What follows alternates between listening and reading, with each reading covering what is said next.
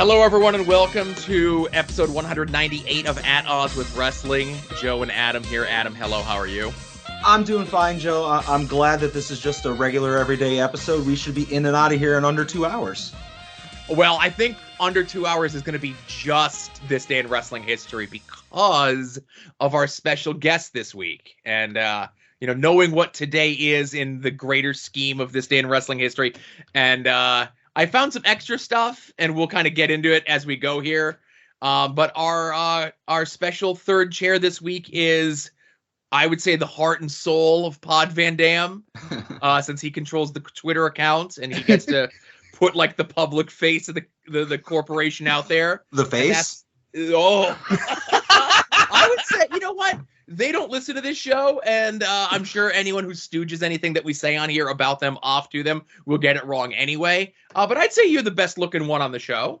Yeah. Yeah, I agree. Hey, Joe and Adam. And that would be young Ed from Pod Van Dam. It's Ed. Hi. It's I'm here to celebrate match. No, wait.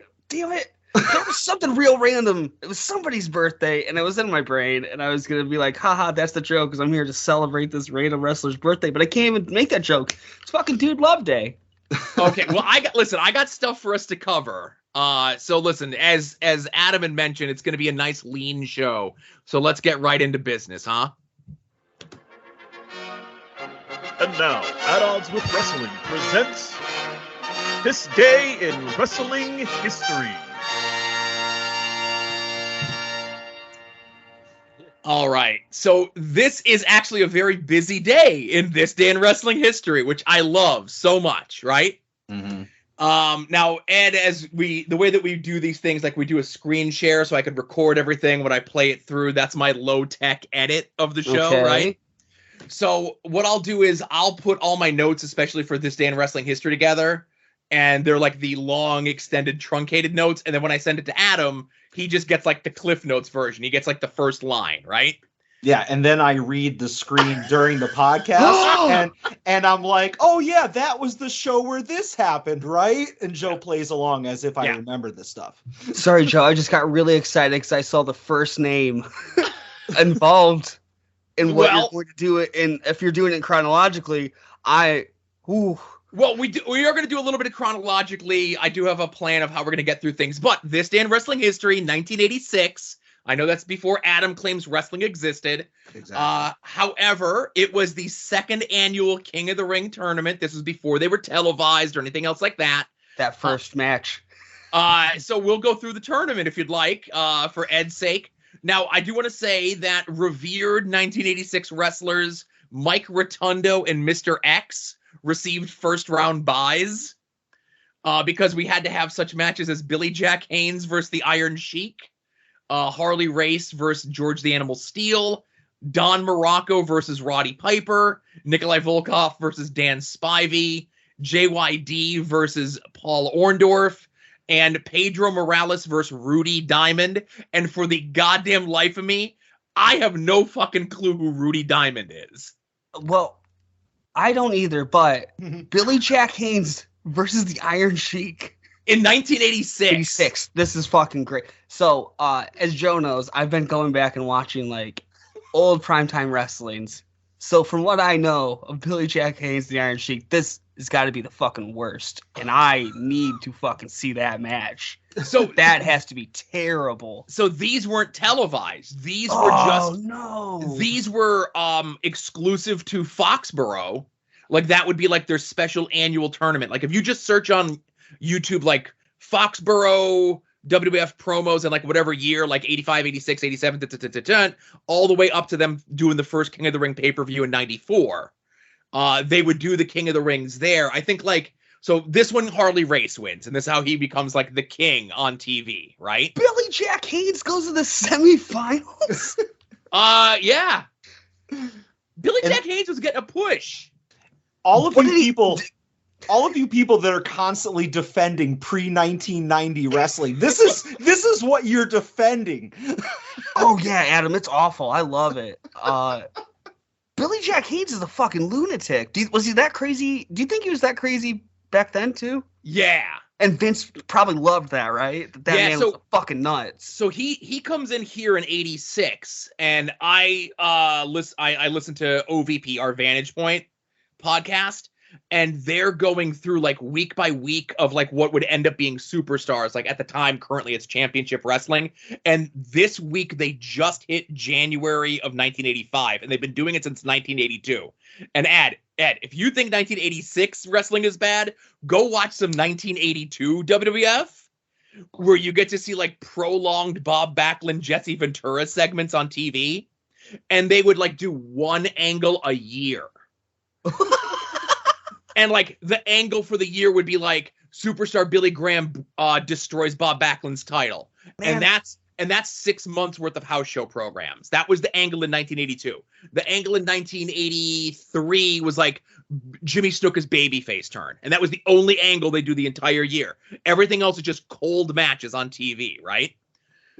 So mid-84, they start showing promos on TV for coming into the WWF soon is Billy Jack Haynes. And there's these promos of him on a horse and he's doing these things. And they do 3 weeks of promos. He's on the cover of the WWF magazine, which was Victory magazine. And then he just never shows up. He doesn't show up for another 2 years after that. So, like, it was, you know, you think, like, shit is weird now where they do, like, 12 weeks of vignettes for Veer Mahan or whatever. Like, that's the way Vince would always do things. It's like, we're going to spend this time and the money and do vignettes and, like, get a horse from somewhere and get, like, time and steal the footage and then just never put the guy on TV. That's actually really fucking awesome. It is. It was a different time. So when people said let it play out back then, they had to wait like 2 years, you know, for that long-term storyline. Absolutely. Terrible. Fucking terrible. If Ed is giving it the stamp of approval, you know where we're going with it. I said, I said that earlier this week, that if I think something's really good, they probably shouldn't do it. I think it was talking about Nikita Lyons versus Mandy Rose. Oh, that's the match for next week on NXT. Yeah, and I think that's going to be that's a great idea, and that's why if I were Hunter and Bruce, if I wouldn't do it because I would want to put on a show people like. But me personally, that's going to be amazing. That's going to be so fucking good. What was the match this week? Was it Indy Hartwell versus Nikita Lyons? Yes. No, it was Indy Hartwell versus what's her face? Was it the Lash Legend? Oh, Lash Legend. I knew it was one or the other, right? Yeah. So I saw Meltzer was saying that it was the worst match that he's seen all year. And I think what Bruce and Hunter are doing, they're like, oh, you think that's bad? We're just gonna keep lowering the bar every week.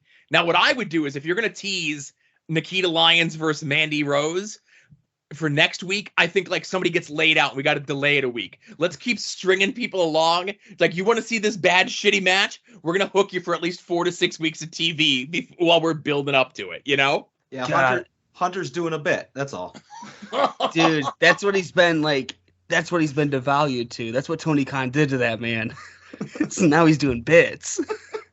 Oh man, so imagine the other thing is like Bruce is at home. He's probably Skyping in because he had to like have rotator cuff surgery. He's all pilled up. He's probably drinking, and like he has to like, and like just to be a dick, he probably makes Hunter fax the NXT script over to him, and then like he does his revisions and stuff, and then he faxes it back to Hunter and like makes Hunter wait, you know, just to fuck with him, you know, and like Bruce is like, oh, you know, it's the rotator cuff is my right arm, so, you know, my handwriting might take me a little bit longer to get to you, and, you know, just to fuck, and, like, Triple H just has to sit there and eat shit. He's like, we've never been closer to Vince dying, and if I wasn't here, you know, I might not get to see it. Like, I might not get up in the company, but at least I'll be here to see it, you know? Who wants to see their father-in-law die more, Hunter or Conrad? Well, Conrad's making money off of it, man. He's got the wings. He's got did you see the rosé wine now? I did. I heard that. I think it was TSJ said he has a friend that is a wine connoisseur, and they said that company makes a good, what is it, a rosé? Yeah. So he said it might actually be a good wine, but like, I don't know.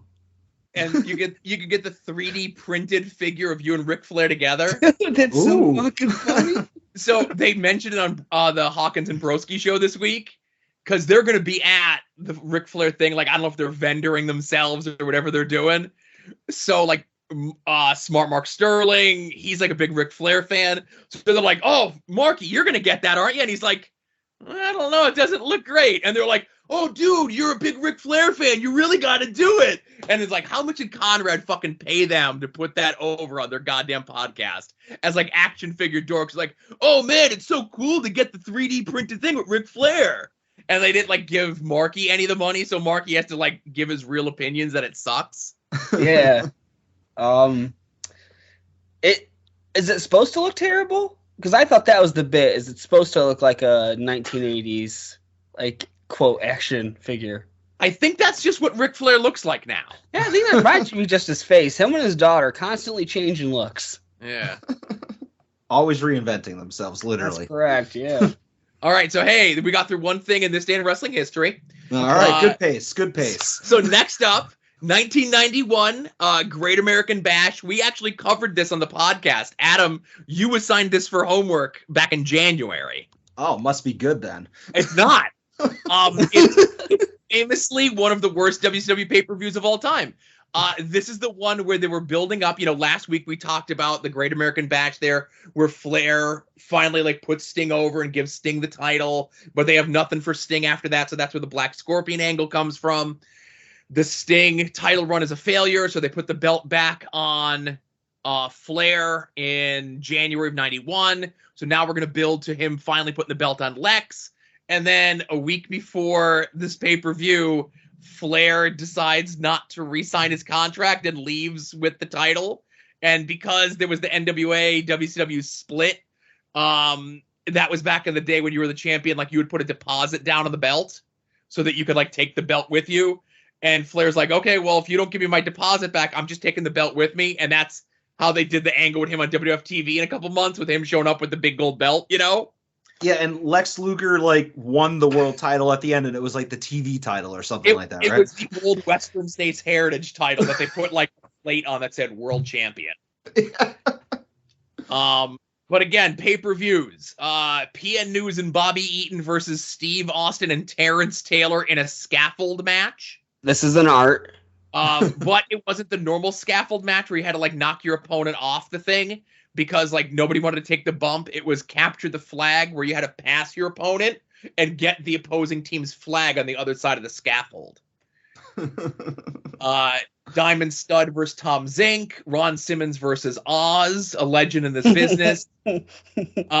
Ricky Morton as a heel taking on Robert Gibson. Hey, it's Richard Morton. Show some respect to the York Foundation. Oh my goodness. It may be the only good match on the show, Dustin Rhodes and the Young Pistols against the Fabulous Freebirds.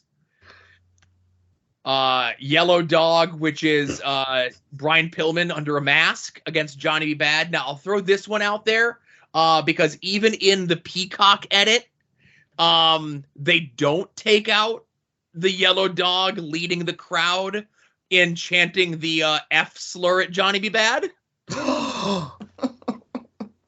And there's a part where he's doing it, and Brian Pillman as the Yellow Dog gets right up on the camera and says, "Johnny B. Bad, more like Johnny B. Gay." No. That's still all on the World Wrestling Entertainment Network via Peacock. Big Josh versus Black Blood. Black Blood. You know who Black Blood is, Ed? Motherfucking Billy Jack Haynes. It's Billy Jack Haynes he was wearing a mask and he was billed as being from France. Just the entire country of France. Elegante taking on One Man Gang. Crucial here is that One Man Gang has Kevin Sullivan with him. Elegante comes to the ring accompanied by 4 little people, like he's carrying like dwarfs. And one of them is Tiger Jackson, who would become Dink. Dude, Dink is fucking terrifying. Joey Janela's Spring Break, the first one, his merch table was directly across from where we were sitting. He priced himself out because he's doing 8x10s at $30 fucking, right? So no one bought one, and he just dead staring at all four of us that went the entire time is very unsettling. That man is a fucking nightmare. You would think they'd be cheaper because they're on smaller pieces of paper. Oh, there were 4x6s. Yeah. How many balloons do you think it would take to fly Dink? Like normal, like helium balloons? Yeah. Is he in a chair, or are we just tying them to him? Because if he's in a chair, then we gotta equate for the weight of the chair. He's in a chair. Okay. I think we could do maybe like 100. 100 balloons. All right. Yeah. Do you think it's more or less? Yes, I've been, as you know, I'm a big Eric the Actor guy, and I think they averaged it out to Eric was going to take like close to 1,000 like regular helium balloons.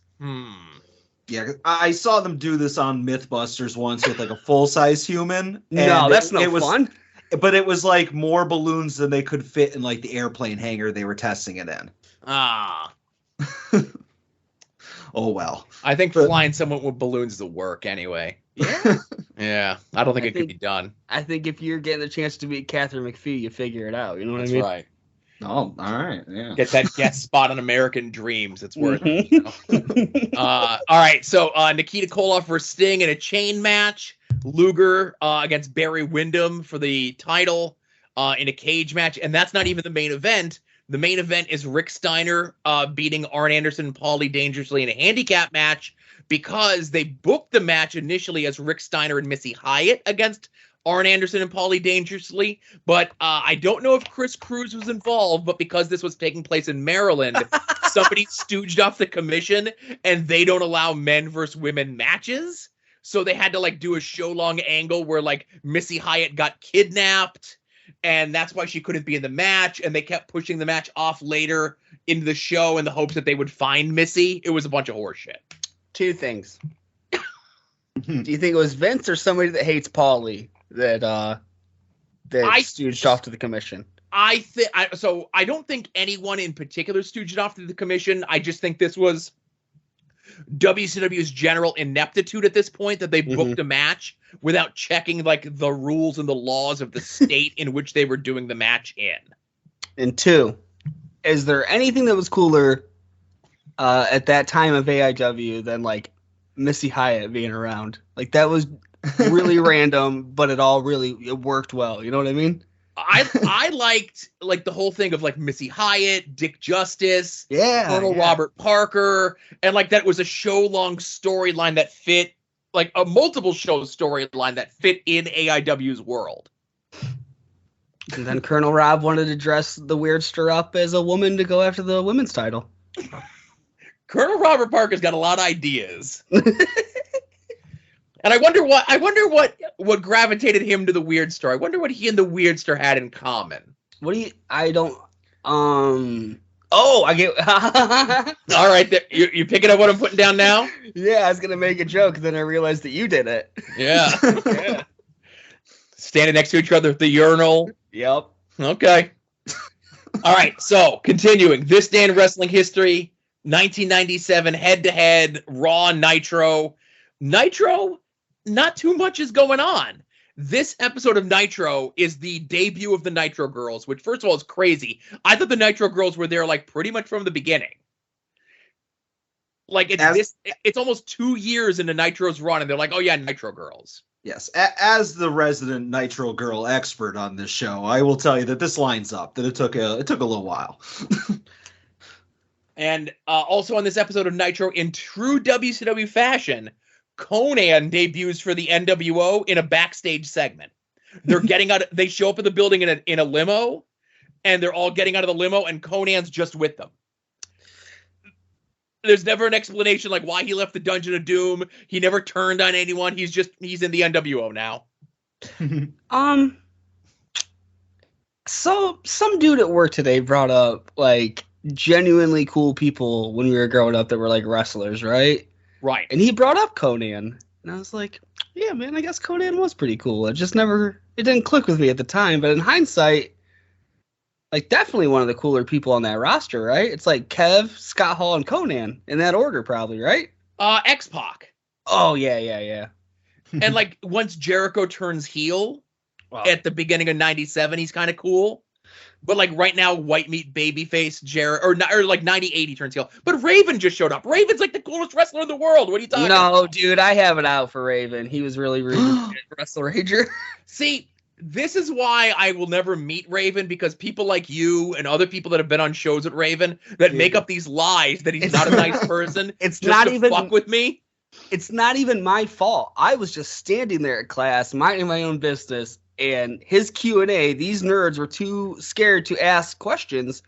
And John Thorne, being the promoter he is, saw an 8 or 9 out of 10 drunk Ed. He's like, go ask Raven a question. I was like, fuck it, yeah.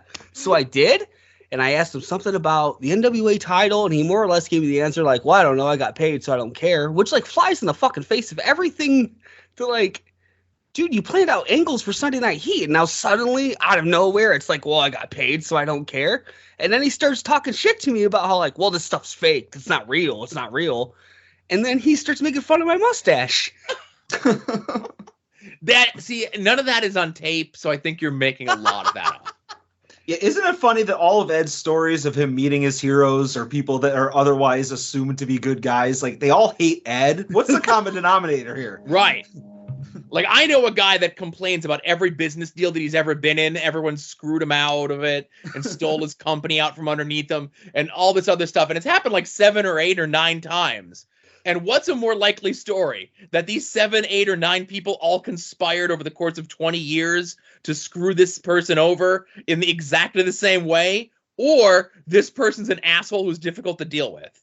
You think it's the if everyone's around you is an asshole, you're actually the asshole situation? Probably. Well, that's not what happened with me. I'm very nice, and Raven was mean to me.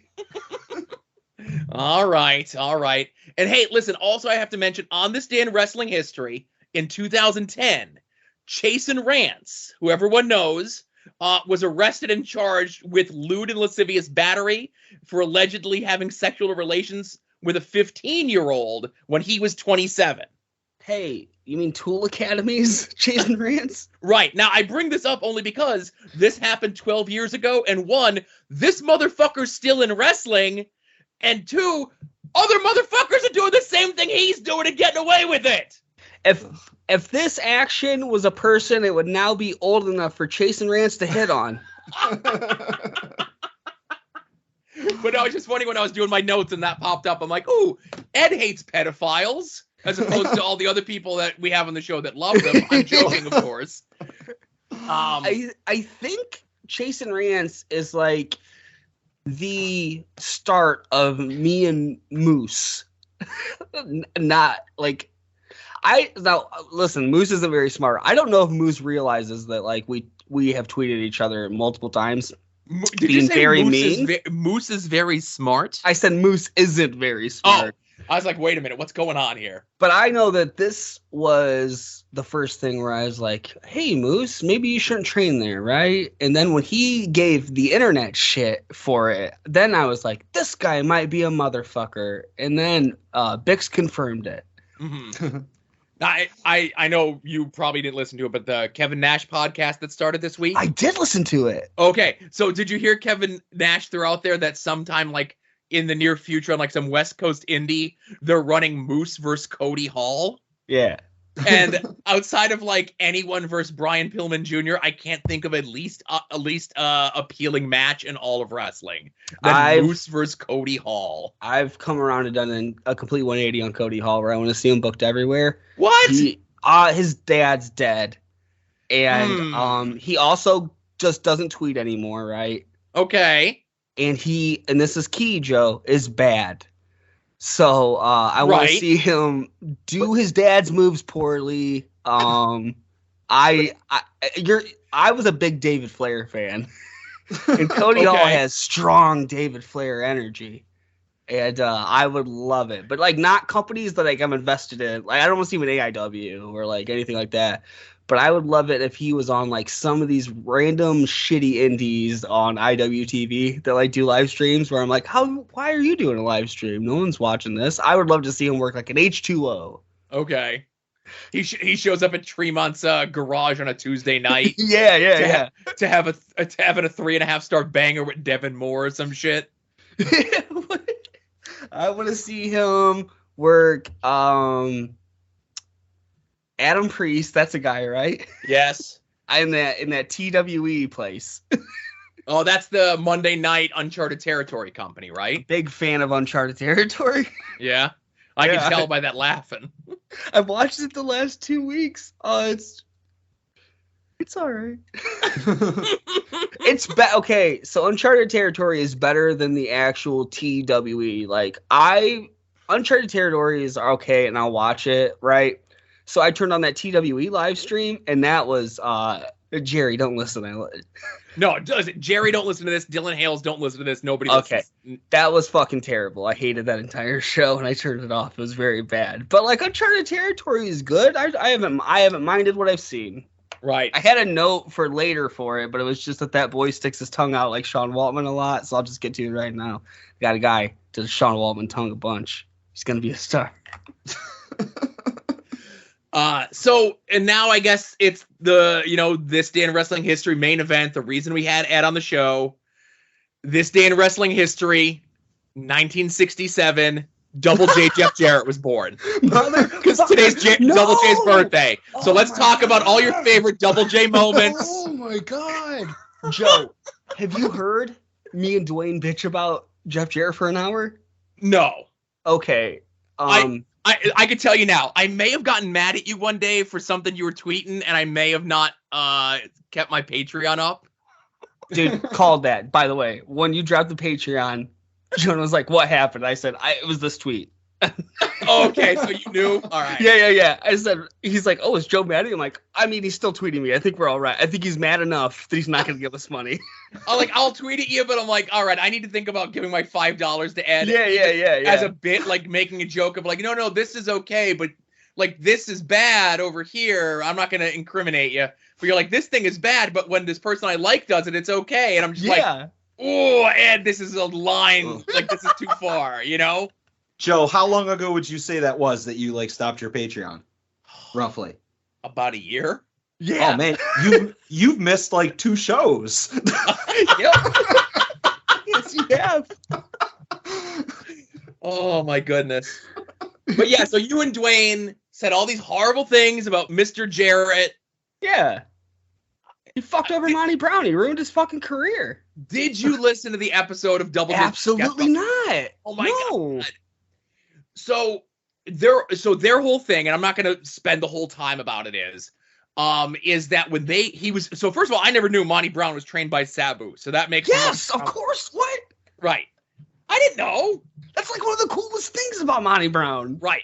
So he comes in, and it was just a thing of whoever they paired him up with, they didn't have great chemistry, and I think whoever they had working with him, it might have been Sonny Siaki, it might have been Apollo or someone like that.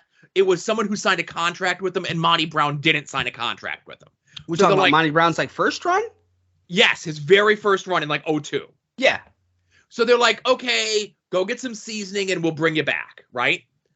So he goes and gets some seasoning. He comes back in 05, I think it was? 04, 05, around there, yep. Okay, so he comes in and they put him in there he's the guy who's going to take out the ICP, right? So he comes in and literally the hottest angle that was going on in NWA at the time. Sadly, yes, yeah. With all the juggalos showing up and they finally put, and ruining the show, yeah. Yeah, so they're okay, well, we're going to put Violent J and Shaggy in the ring against fucking Disco Inferno.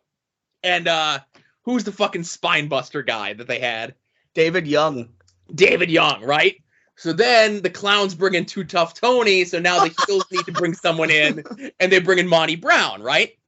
So then what happens is, and again, I'm going by what Double J says, he's a changed man, doing much better now, everything else, and he wasn't booking at the time. This was the time when Dixie... Oh, sure, yeah. This is the time when Dixie was kind of trying to, get him out of controlling interest in the company. Yeah. Because she bought Jarrett out. Jerry's I'm fucking done. Somebody please take this off my hands. Yeah. Jeff still had his controlling interest in it. So she was like nickel and diming him, like taking things away from him, and this. So Dusty was booking, and they had just brought Christian in, or Christian was just about to come in. Yeah. So the thought process was like, okay, yes, Monty Brown's a homegrown guy, but Dusty's project that year wasn't Monty Brown. Dusty didn't see it in Monty Brown. Bullshit. Dusty saw it in Triton. Bullshit.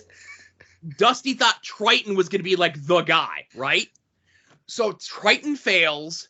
So now Dixie like loses confidence in Dusty.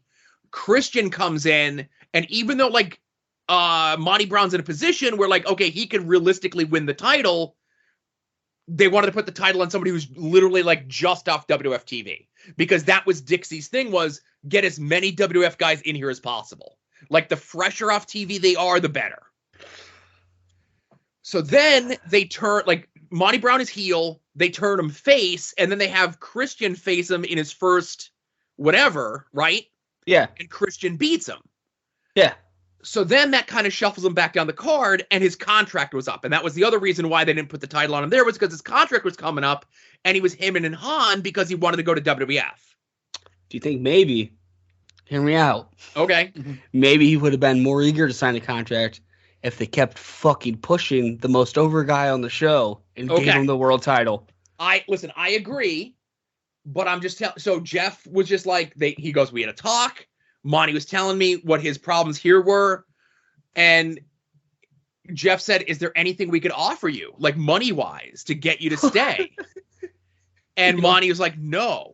I really, because you don't have money. Well, so it's because you have to remember, he was coming in as like ECW contracted guy, which was like the lowest of the low ends. Yeah. So even like the ECW low end contract was more than whatever the high end TNA contracts were at the time. So Jeff made the offer to Monty Brown, and he said, okay, well, whatever your contract is, it's a year, 2 years, 3 years. Let's revisit this. Maybe we'll be able to bring you back, you know? And then when Monty was in ECW, he quit wrestling. So that was like kind of the end of his whatevers. It's Jeff Jarrett's birthday. Do you want me to say the nicest thing I can say about him? Yes. Him fucking up Monty Brown, I think, is a personal thing. But Vince fucking up Monty Brown, knowing exactly what they had in that guy, right? Is stupid. Like, Jeff Jarrett's not stupid. He did that to protect himself. Vince is dumb. Vince is dumb, and I'll disagree with you on the Double J part. Because I know you and a lot of other people are like, oh, you guys all just like Double J because he's like this carny. Conrad, because Conrad had Bruce sing the song that Jeff Jarrett doesn't sing, by the way. He doesn't sing that song. The Road Dogg does. Ed, who sings Don't Forget My Number, that hit from the 90s? Who sings that song?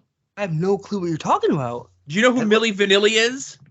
Oh, is that what their song was? Yeah, Don't Forget My Number. Who sings that song? They sing it.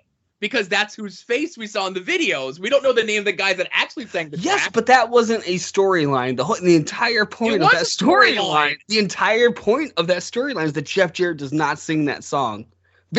Bruce wrote it. Bruce knows that that's the point of the storyline. I will say, I was a Jeff Jarrett fan back no, listen, I was a Jeff Jarrett fan back in like the early 90s. Like getting like seeing him on USWA TV on ESPN, like when I would come home from school, seeing him in the after mags, and they put him over huge. They put him over as like the next big thing. And then when all the Brett and Lawler stuff started happening on WF TV, and they would send WF guys down to Memphis, and they would cover it all in the after mags. Like there's this thing where like they ran a show, like they ran a house show at Memphis, whatever, and Brett was the Intercontinental Champion at the time, and Jeff Jarrett, like it was an angle, of course, but Jeff Jarrett, as a fan, jumped the rail and challenged Bret Hart, and I'm like, holy shit, I'm like, that's awesome, right?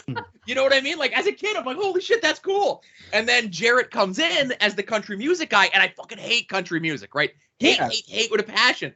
But I'm like, I remember this guy from USWA TV. I thought he was cool. I remember him from the after mags. They put him over as a big deal. He must be a big deal if he's coming to the WWF, right? Mm. And Joe bought the cassette.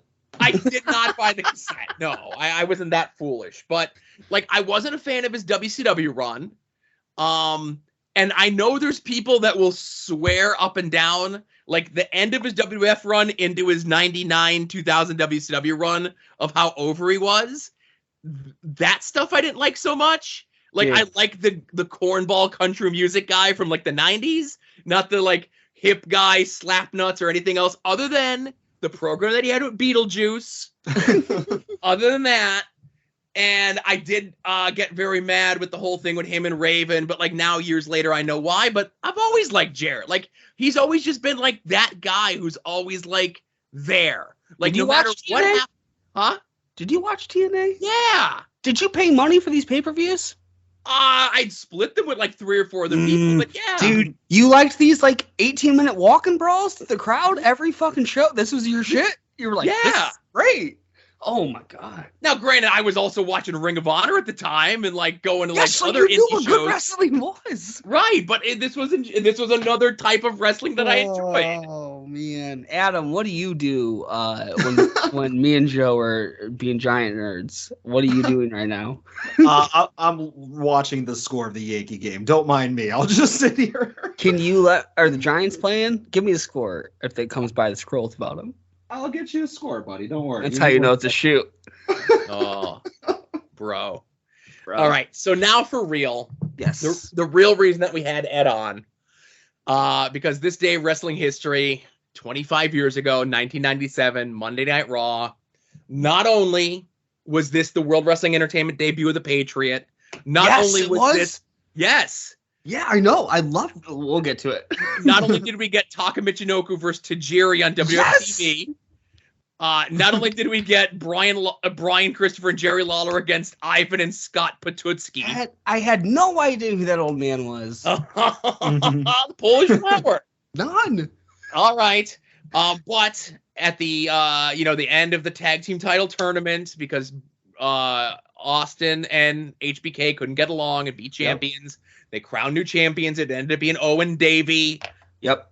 Austin was allowed to pick, get a rematch with him and pick a partner of his choice. And for weeks, Mankind was coming out wearing a sign that said, "Pick me, Steve." Yeah, he was. And Austin would always stun him and say, "DTA, you stupid son of a bitch." Yeah. And then the week before, Mankind said, "Next week, I'm going to do something that I never thought I was going to be able to have to do. And it's going to be something that you're all going to remember," something like that. And I remember the online discourse was like, he's going to do Cactus Jack. There we go. I was going to say, stop right there, Joe. I had to know because you knew who Cactus Jack was. Did you think Cactus Jack? No. So online there had been weeks of buildup of the interview with JR, and they introduced the Cactus Jack. They introduced the Dude Love character. Mm-hmm. And all the other stuff. And I'm like, which of these characters would appeal to Vince and the WWE sensibilities more? Cactus Jack or Dude Love? Okay. So I'll wait.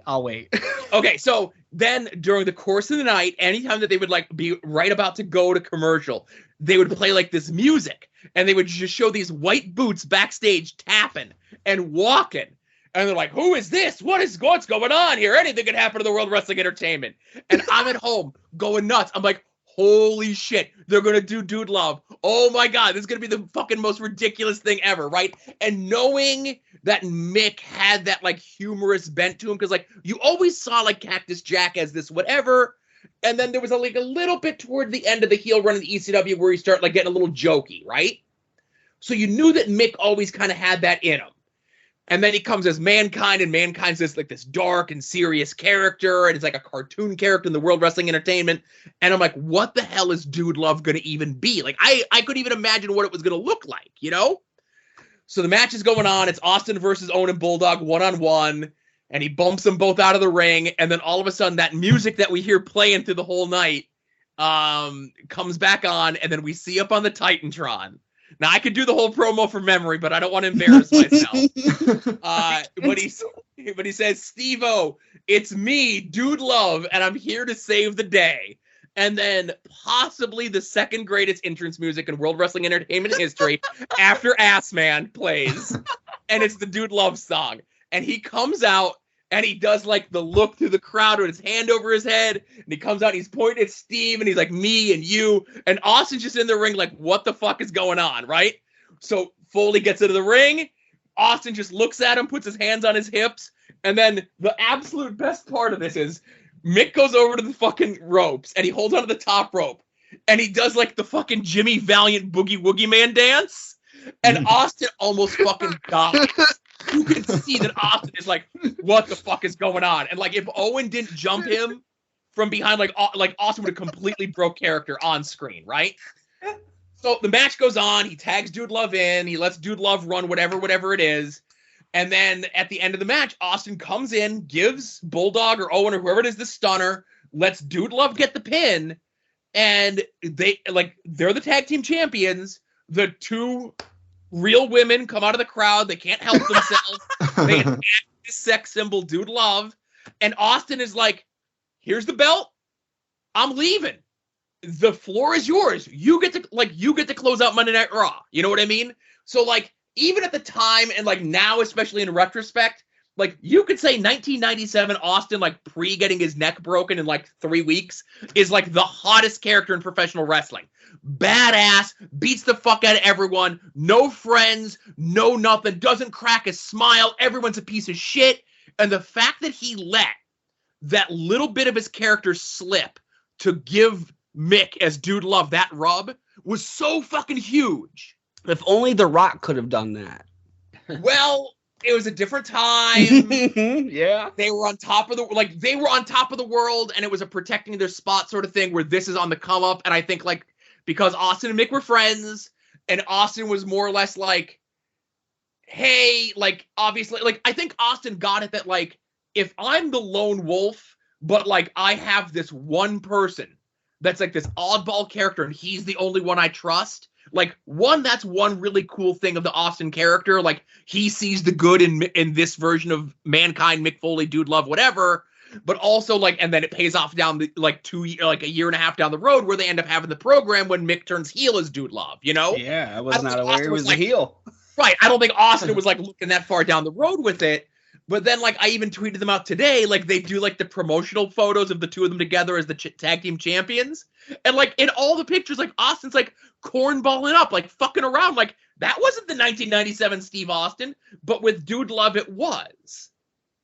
And it might have been around this time there was a Deadpool comic where Deadpool, like, went on a mission. Like, some sort of, like, mercenary mission with Bullseye, right? Are you aware of who Bullseye is? Yeah, I've seen Daredevil. Well, don't look, but you're aware that he exists. He's a Daredevil villain and everything else like that. Yeah, I've seen Ben Affleck's Daredevil in theaters twice.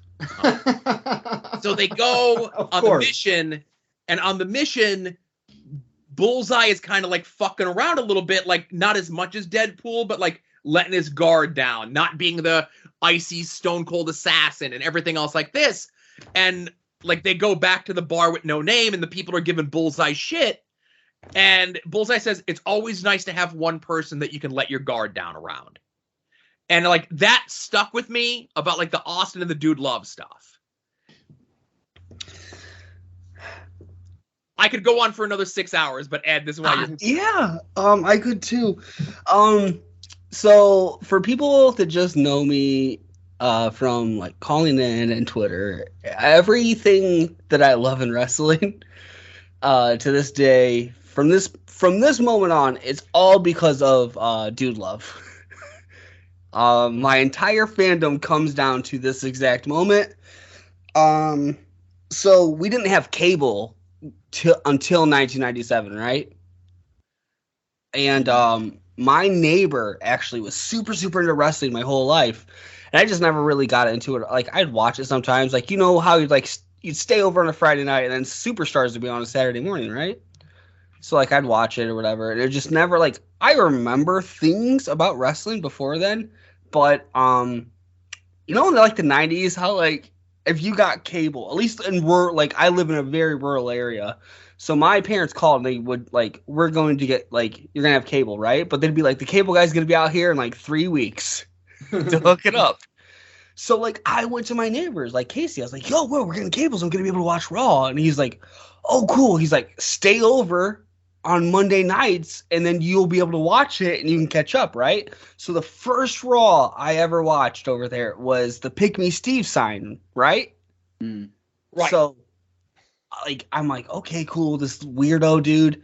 And then he would like record Raws, so he showed me the Jim Ross interviews, right?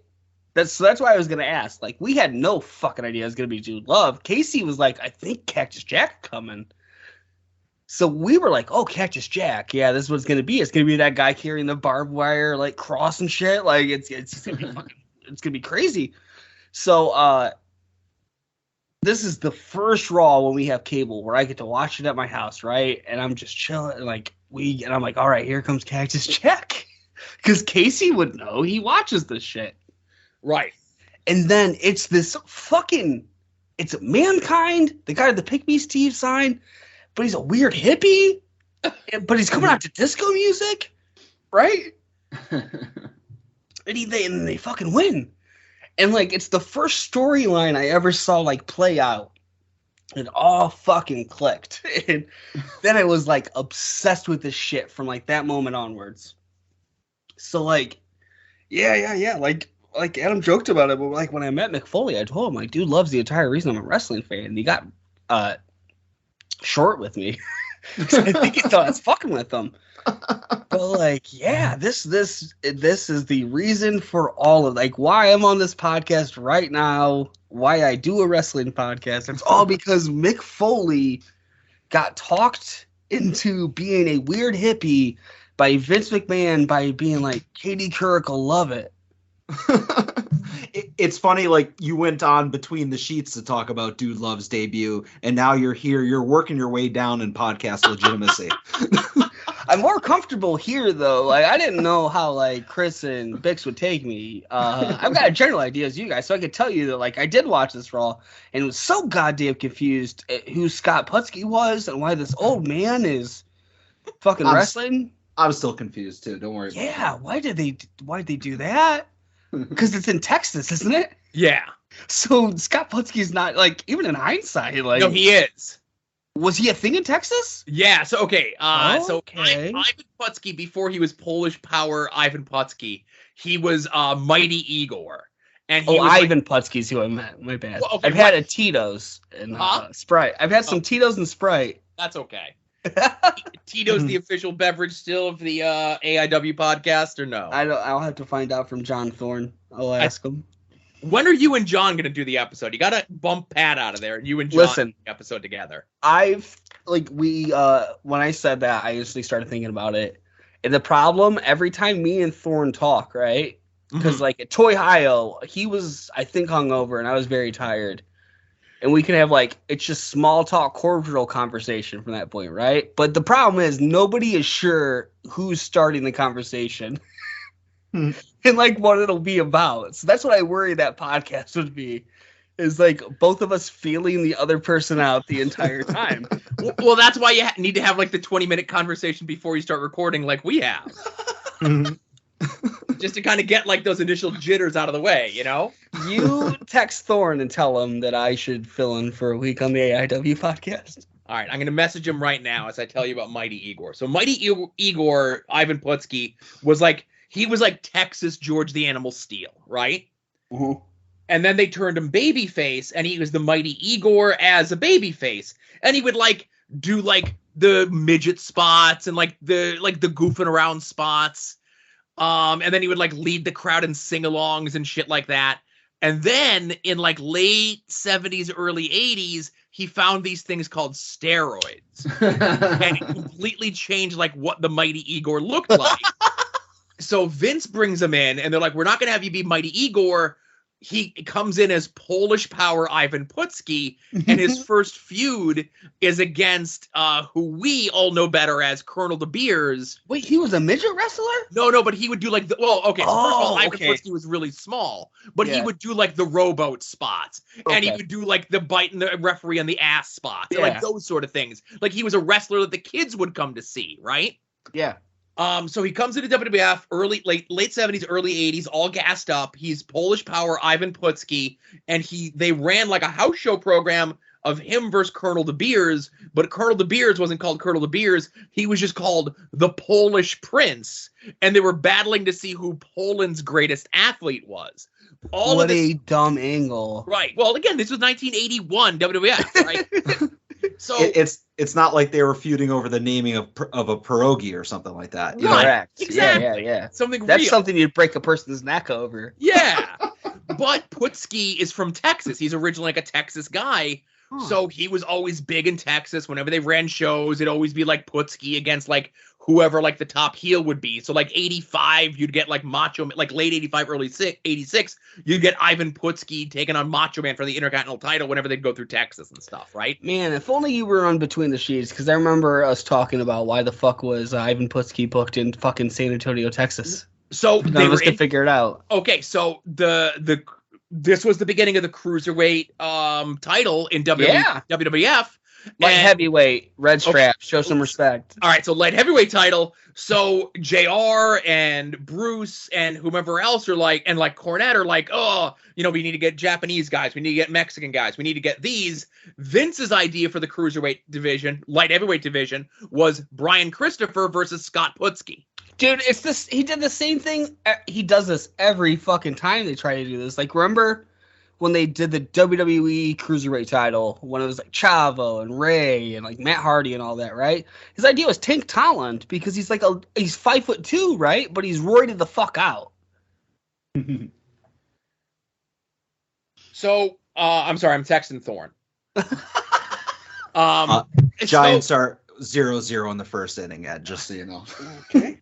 All right, so the build is supposed to be Scott Putski versus Brian Christopher, and then like I think a week or two later, on catching a dive, Scott Putski breaks his ankle like Sid style. Yeah, Ground Zero. Right, and then so it's like Ground Zero, so it's like the September pay-per-view. Mm-hmm. So then Scott Putski's out for like a year, and they're like, now what the hell are we gonna do? And that's when like Vince finally relents, like, oh, I guess we'll use Japanese people. I guess we'll just use this awesome fucking dude, Taka Michinoku. I guess I'll relent and let us book this really exciting guy that does flips and shit. He wasn't happy about it, though. He was like, this is too fucking good. I hate it. Can't they, like, just, like, have muscles instead? Oh, shit. Hey, I just thought about this. You want to hear, like, a funny thing about Dude Love that literally happened this week and is so, like, has nothing to do with this podcast? All right. We had a dude that worked with me at my shoot job, right, for 3 days. And he was so bad that on the third day, I had to help him with the thing he was doing. And he was just making small talk with me. And I don't tell a lot of people I do a podcast, right? But the problem is my cousin works with me, and he mentioned it. So this guy's like, oh, you do a podcast? What's it about? I go, wrestling. He goes, oh, wrestling. He's like, I played some wrestling games and stuff. I was like, oh, cool, right on. I swear to God. He goes, there was like this hippie guy, right? And he was like a scary dude at first. And then like he was a hippie. And I said, yeah, dude, I know. Yeah, absolutely. Yeah, yep. And I hushed him. So I don't know if that was in like a 2K game. Like they did a Mick Foley story where that happened and he played it or what. But he had like the general idea of it. But it was like I knew I couldn't entertain that. Yeah, I do like how you're just like, I'm shutting this down. Yeah, right. I was like, yeah, man. Yeah, I know. And I had to like shut him down right away. I was like, oh, we don't really like cover wrestling. We cover Twitter. It's. I'm actually kind of surprised you didn't take that opportunity to try to like convert the guy, like to tell him all about. Adam, a little inside baseball. I knew he was getting fired at the end of the day. Well, it would have been a good parting gift. So I didn't feel like I needed to let him know that I knew a lot about Dude Love, actually. It's your and then I don't know. I don't know if I talked about this on Between the Sheets. Dude Love is the reason that I hated Stone Cold for so fucking long. Yeah. So tell that. He was mean to him. He was mean to Mankind, who I just watched in those interviews as a 10-year-old boy, where I very much related to, like, you're the weird guy that people laugh with, right? You're just the funny guy, and you ate the worms, and they were like, well, that's too weird. So I was like, all right, I kind of relate to you a little. And then he did the Pick Me Steve sign. And all I saw was that this guy wanted to be this man's tag partner because you need one to have the tag team titles. Right. And Stone Cold said no. And then he was mean to him. And then he was a hippie and he accepted him for a little bit. But then he tried to fight Shawn Michaels, who I thought was funny because he made jokes about penises and sucking penises, and sucking his penis. And I was like 10, and that was perfect. And then after that, he tried to fight the hippie guy I liked again. And then he tried to fight this dude, Kane, who was like a monster. Like they bent a wrench over his head, a big giant wrench. And he no-sold it. Right? And I was like, this is the greatest. So, like, for the first year and a half of, like, Stone Cold Steve Austin, besides The Undertaker, I was on everyone else's side. So, to me, Stone Cold Steve Austin was one of the biggest fucking heels. I hated his guts. He reminded me of my Uncle Rick, because he was bald, he had a goatee and a southern accent, and just got drunk and talked shit. And I did not understand why anyone would like my Uncle Rick, because I fucking hated Rick. That's I was gonna say that's very similar to, like, you know, obviously I'm older than you. Growing up, you know, watching like the 80s, the rock and wrestling stuff, I was never a Hogan guy. There was just something about we're on the same page. Hogan wasn't good until 2002. Right. I'm like, there's just something about Hogan. Like, I'm like, I like the bad guys. I like Junkyard Dog. I like Ricky Steamboat because, like, they're cool. Like, I understand what they are, but, like, I didn't understand what Hulk Hogan was, and I didn't hate him like you hated Stone Cold, but I was never a Hulk Hogan kid growing up. Have you ever heard of my Hulk Hogan painting? Your Hulk Hogan painting? Yes. No, why do you have a Hulk Hogan painting? And where can I buy it? You can never buy it because I love it so much. My friend is very good at art, has been his whole life. And so by the time we were seniors in high school, he was already very, very good.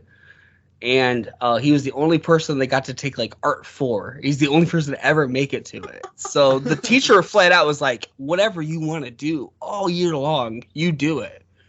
So in 2002, Hulk Hogan had that, like, logo that was his face, but it kind of looked like an anime kind of deal. Do you know what I'm talking about? Yeah, where, like, it would be like Hulk Still Rules, but, like, there'd be like but the picture of his face during it, right? But it'd be like it'd be like the bandana, the sunglasses, and the mustache and beard. Yes. But it'd be like no mouth, no nose. Well, no, he has the mouth and nose and everything. I'll send you a picture later. Okay, like you'll see it, and you'll be like, yes, I remember this from the website. So he, for my birthday, because, like, my birthday's so close to graduation, our senior year. He painted me this picture of Hulk Hogan's, like, anime thing, right? And he got it's the only time he ever got under an A for it. He got a C. And it was because I guess the teacher was like, it looks like a paint by numbers. That's so fucking generic and like, and he's like, whatever, I don't give a fuck. So, like, I will always have this picture of, like, Hulk Hogan from 2002. It's a painting of Hulk Hogan.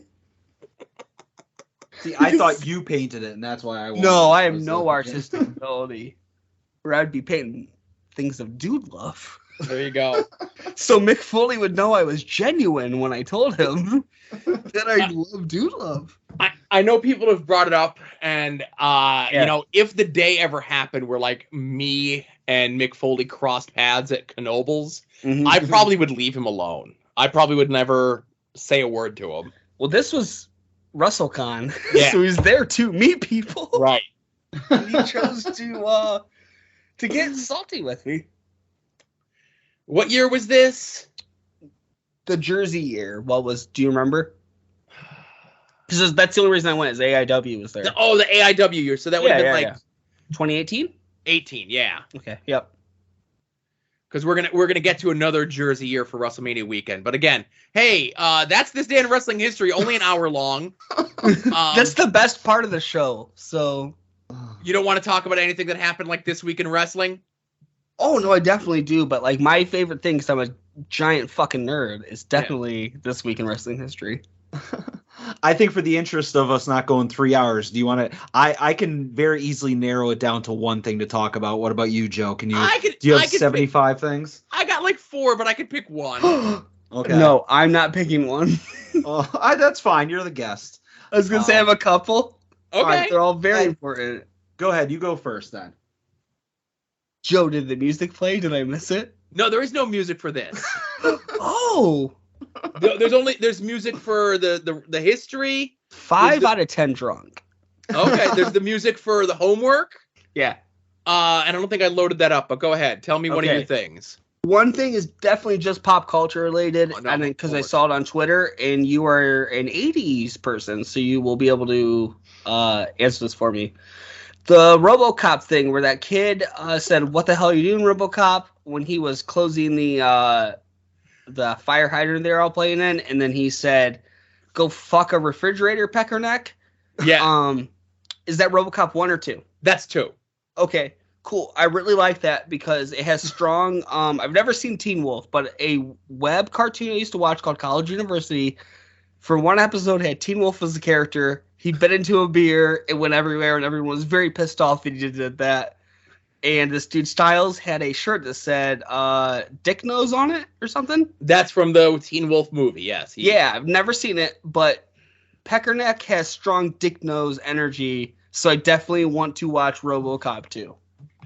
That's it. I just didn't know if it was 1 or 2, and I knew that you would know which one it is. Is this like in the week in wrestling or just your week in general? I saw it on Twitter this week, so I thought it counted. All right. No, it's usually wrestling stuff, but no. I know. I think because you're you, yeah, you should just watch RoboCop 2. Don't even bother. No, I'm going to. I'm never gonna watch RoboCop 1. Yeah. RoboCop 1 is awesome. Is in RoboCop 2, I'm gonna watch RoboCop 2.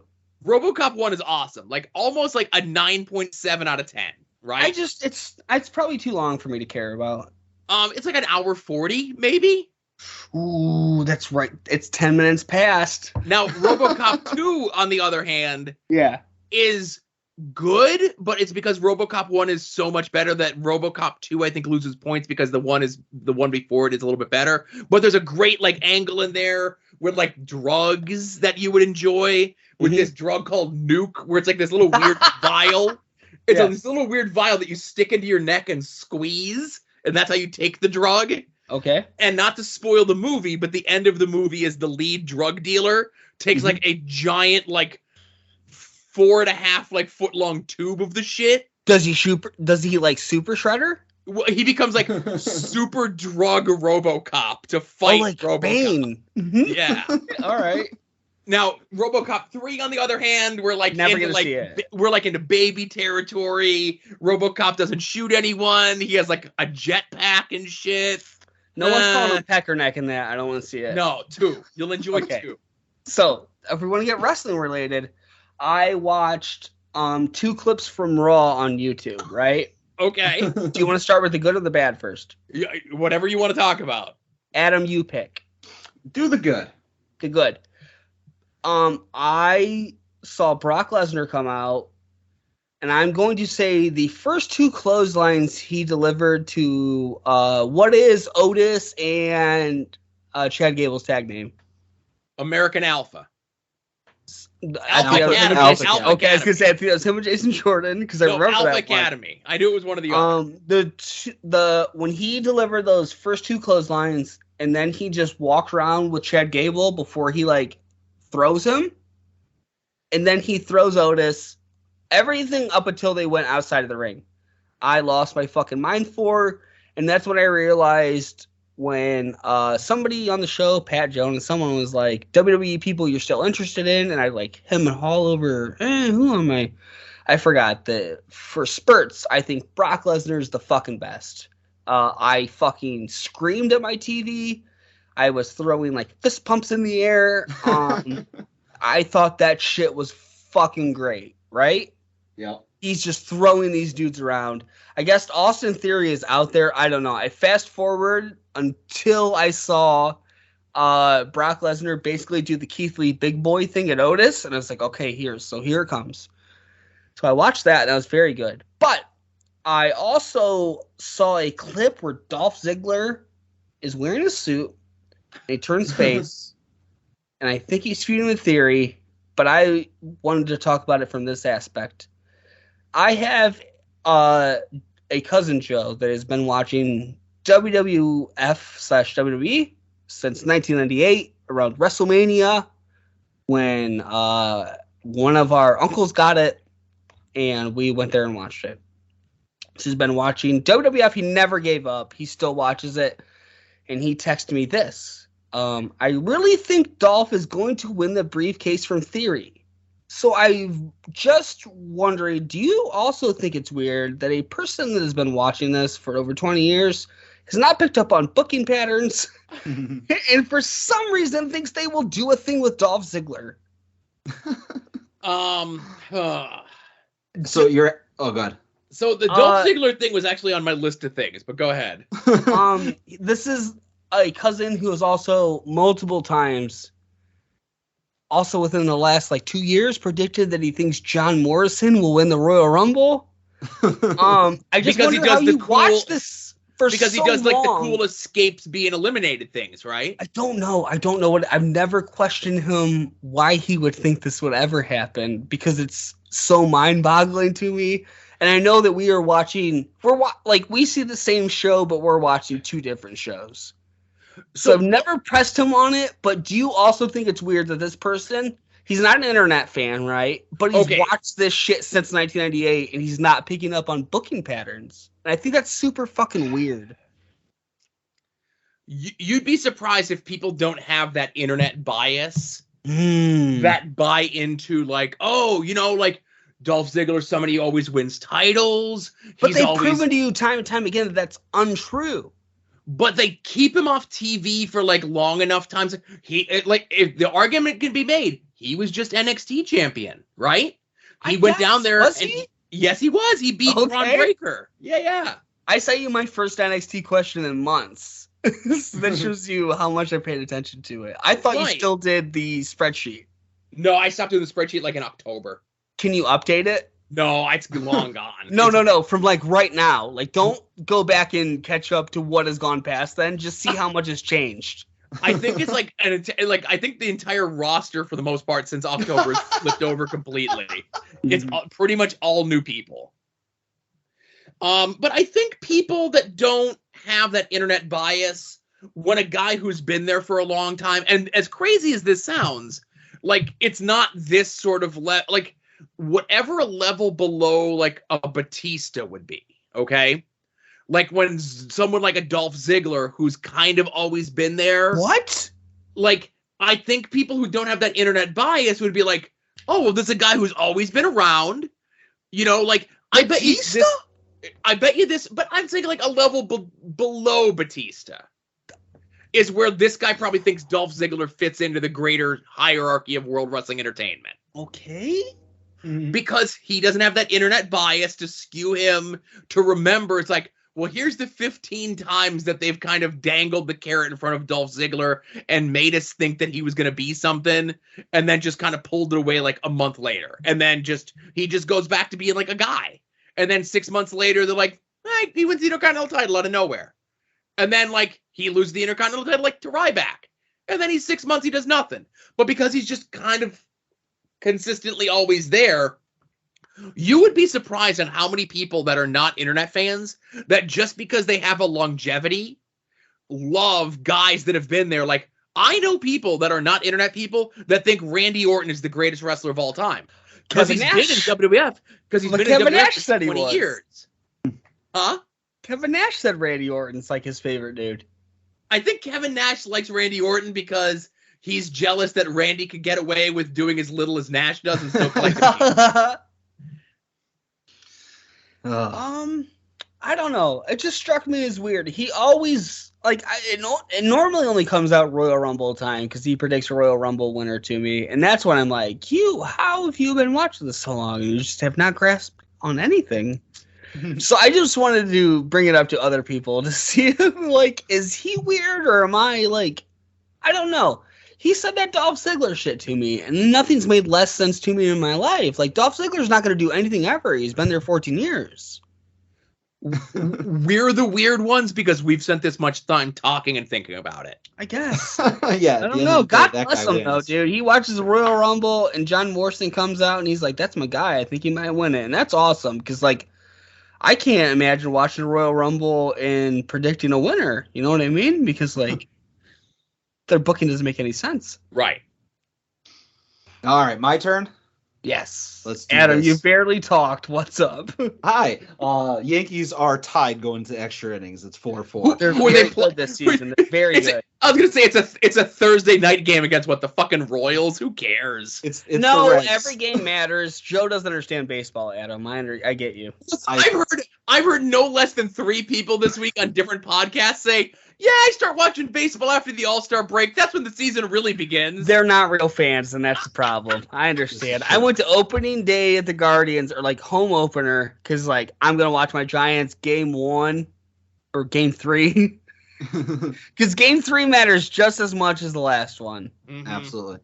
All right, so I just want to talk about this. On this week's NXT 2-Point Glow, Notorious Klutz, Cora Jade's friend, was in the parking lot and tripped and fell, and she hurt her ribs. Nobody saw what happened, but everybody just assumes that she fell on her own and hurt herself because it happens all the time.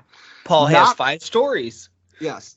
Not wanting to deprive the NXT universe of a title match, Cora Jade unselfishly stepped up and offered to take her friend's spot in the main event. Oh my god. Even though Cora Jade wasn't prepared to face Mandy Rose, Cora was like, you know what? I want to make sure the fans are sent home happy. And then that spotlight seeker, that clout chaser, Roxanne Perez, comes out in no condition to compete, and she ends up wrestling. Right? So, like, she's kind of screwing the fans because, like, she there's no way she's going to be able to compete with Mandy Rose. Mandy Rose is one of the top women's wrestlers because she has the NXT women's title. Oh. So during that match, Perez runs out of the ring and goes up to Cora, and she tells her, like, really quiet, the cameras didn't pick this up, that she broke Cora Jade's skateboard earlier in the day and glued it back together. And she was hoping that Cora Jade wouldn't notice. And Cora Jade, obviously, and rightfully so, snapped. So Cora Jade, like, lightly, gently hits Perez in the back with the tag team title belt, you know, costing Perez the match. And afterwards, she showed, and by she, I mean Cora Jade, showed the audience why she was mad by showing the broken skateboard. Yeah. And then, like, everybody is like turning on Cora Jade saying she did something wrong, but all she wanted to do was give the NXT crowd something to cheer for, give them a proper main event match, and not have a broken skateboard. But freaking Roxanne Perez ruined everything for everybody, and I feel the attack was completely justified. Adam, can I tell you that you have put more thought into this than Bruce Pritchard or Paul Levesque? That I was just you added more to it than I got from that for sure. It's not even like, man, I don't want to peel the curtain away, but the bits you were doing, I'm saying the like points you made were like, oh, I didn't realize that may be part of it. Like, that Cora Jade was like, oh, I will take the title shot, right? Yeah, just wants to send doesn't want to not have a main event. That? Well, like, again, did she say it? Well, no, Joe, Adam, stop. I need a not bit to happen. Joe, did she say that?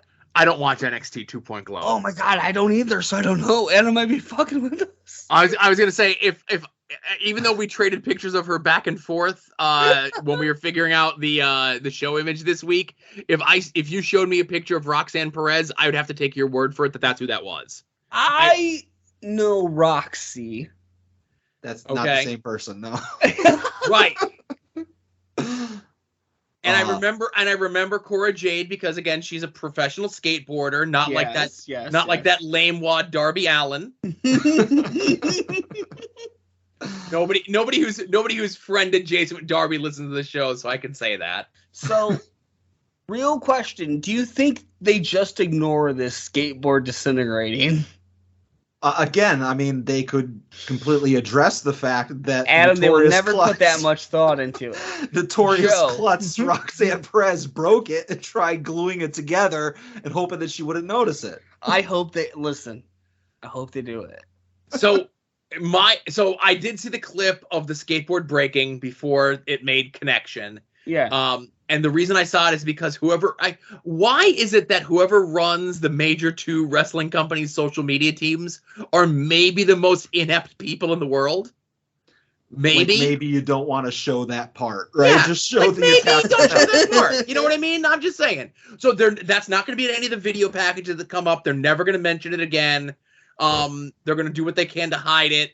I don't know. Like, NXT shouldn't be televised. It should still be in front of that crowd where these people have very little to no experience, are learning how to wrestle, so that when it's time for them to go up to the big stage, they could wrestle T-Bar on Main Event for 6 months and get them back down to NXT. You know, that's what NXT should be.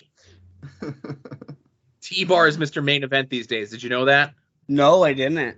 Do you know who T-Bar is? I'm aware it's Donovan Dijak, but I'm also not that aware of Donovan Dijak. I knew he was like a vanity searcher on Twitter. Oh yeah, and I only know that because one of his last matches in Evolve was him and Ethan Page, and then in a spot where they both were out of the ring and grabbed somebody else's phone and checked Twitter to see what Twitter was saying about their match. No, Joe, that's good. Some people listen. So I will completely admit that I'm very biased, and I'll say some people can get a pass for doing lame shit during their matches. Julian, I don't know who that is. Before I throw this over to you, Joe, I just want to say 2 things. I want to say, sup, evil Cora Jade, and the other thing is, if I had more time to expound upon this, my other talking point was going to be that I am now a super uber mega mark for the Maximum Male Models.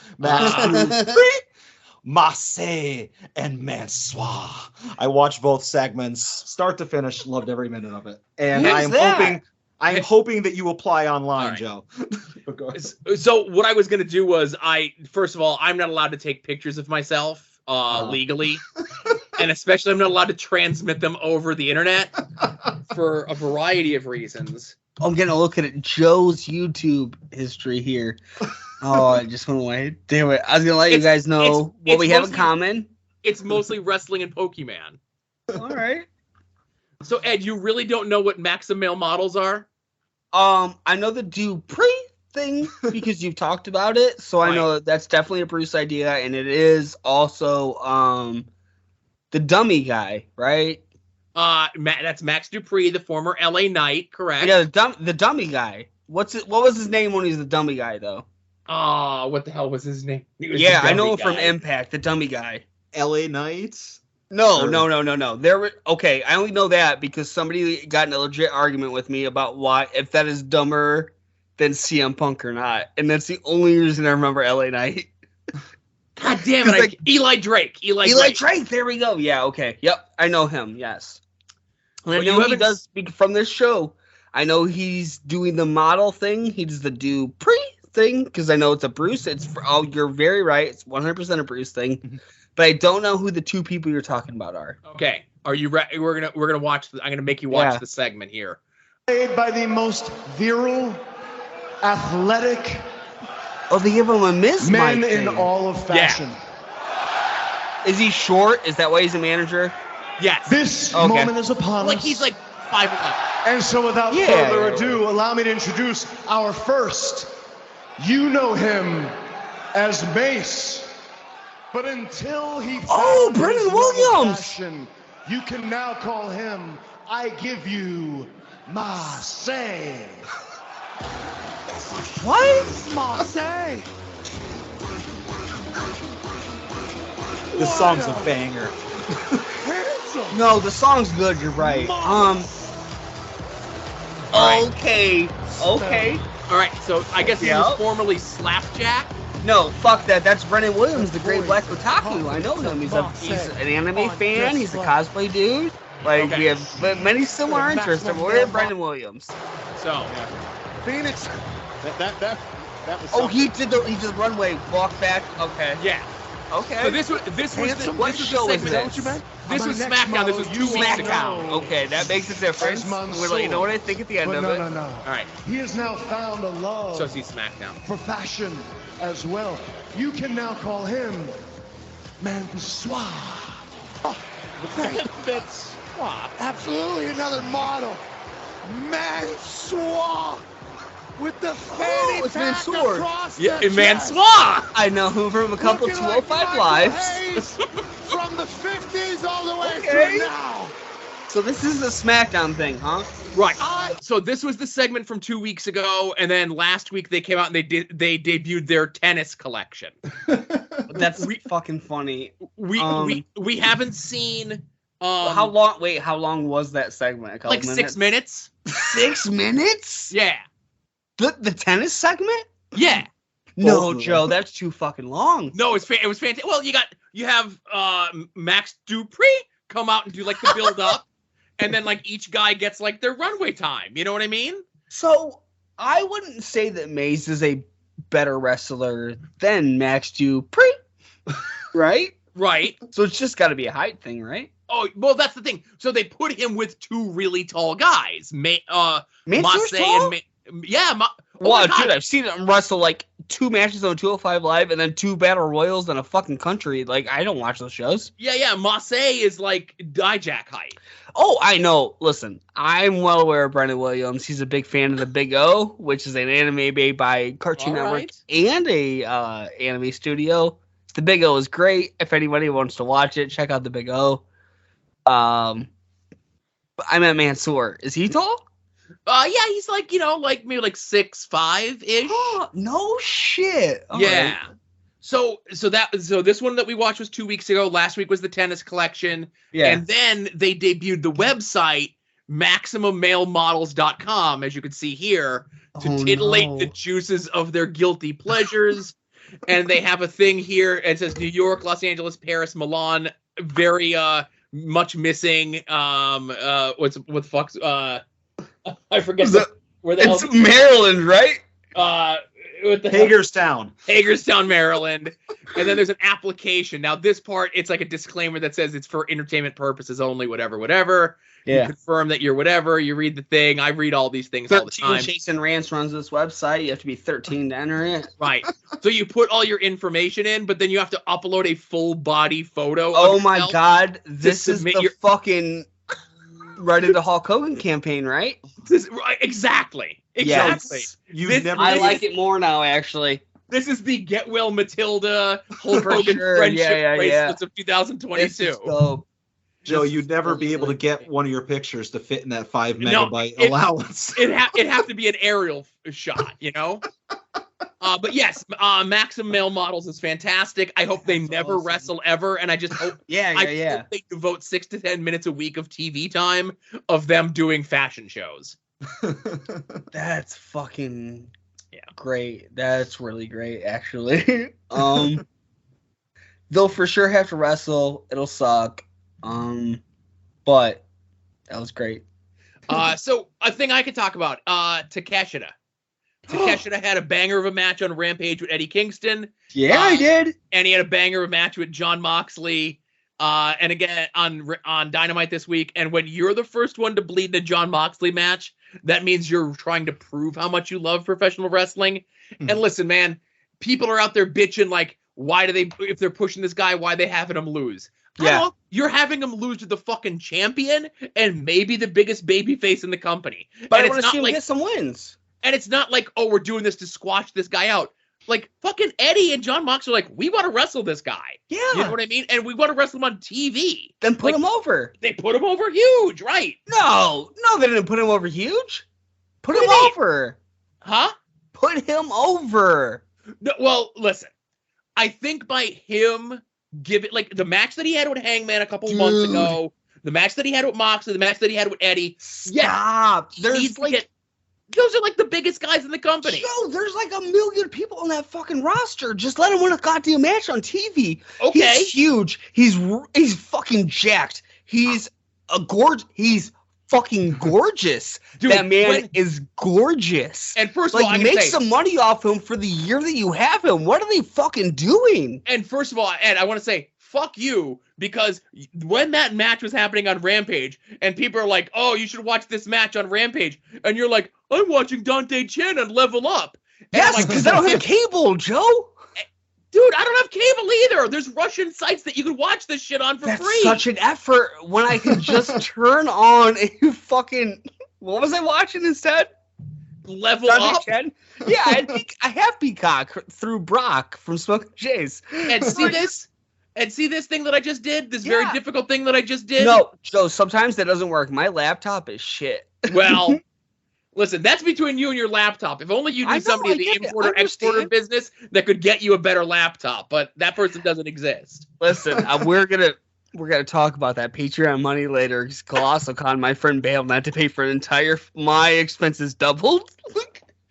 Oh, but listen, I get people being upset that Takeshita should have won some matches, and I agree. Just to win a couple. But that's the thing. Like, I think it's an excursion. Like.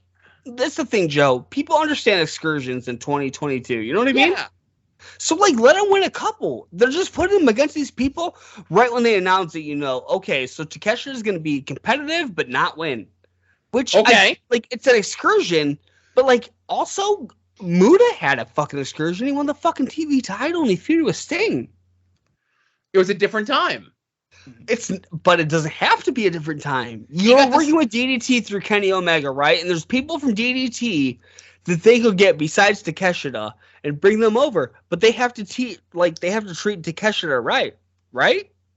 Or they're not going to send over Mao. They're not going to send over Kano. They're not going to send over these people. Takeshita is their biggest star, so let Takeshita win some fucking matches on TV. Listen.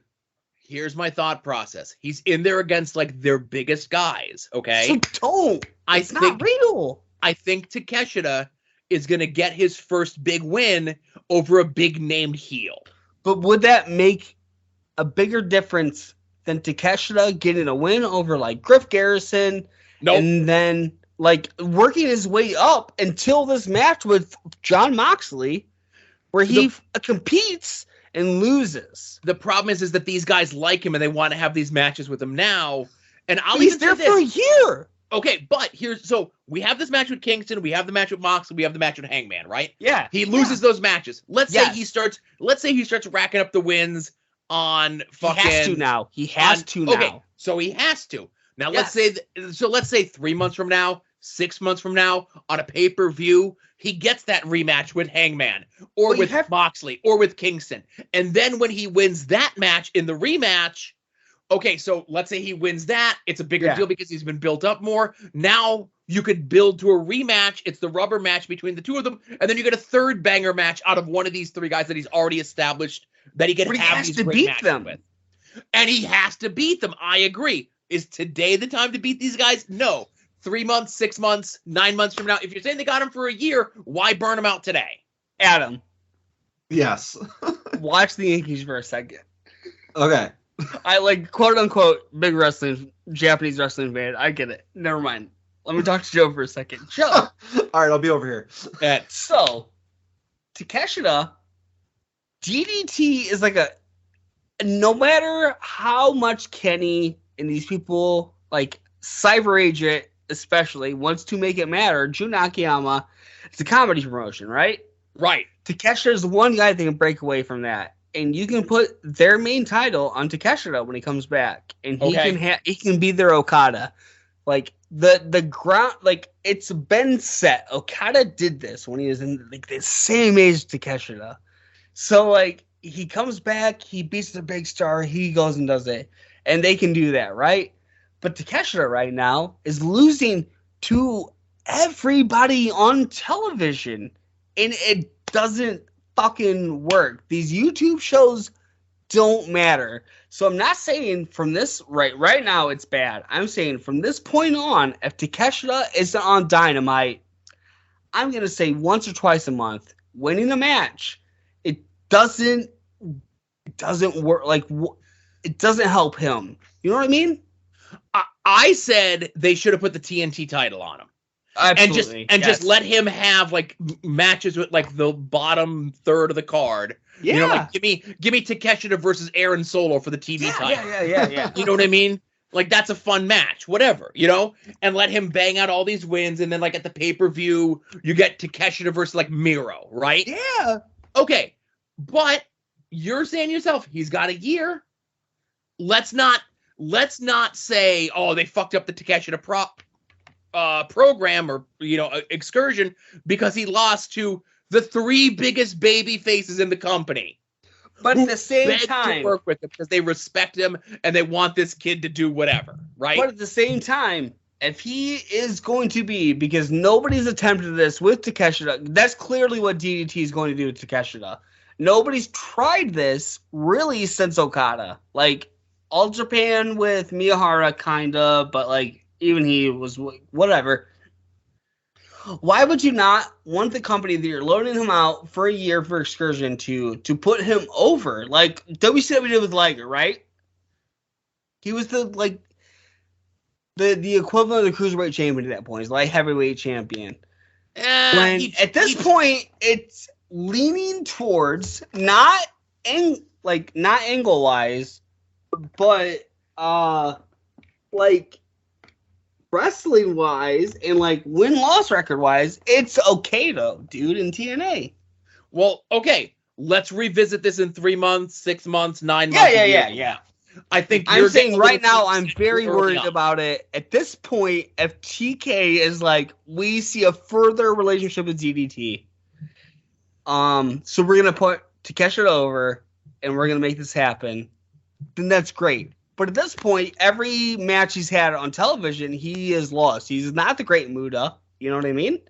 Because Great Muta was pushed from the jump. He was on there. He's DV champion. He was pushed.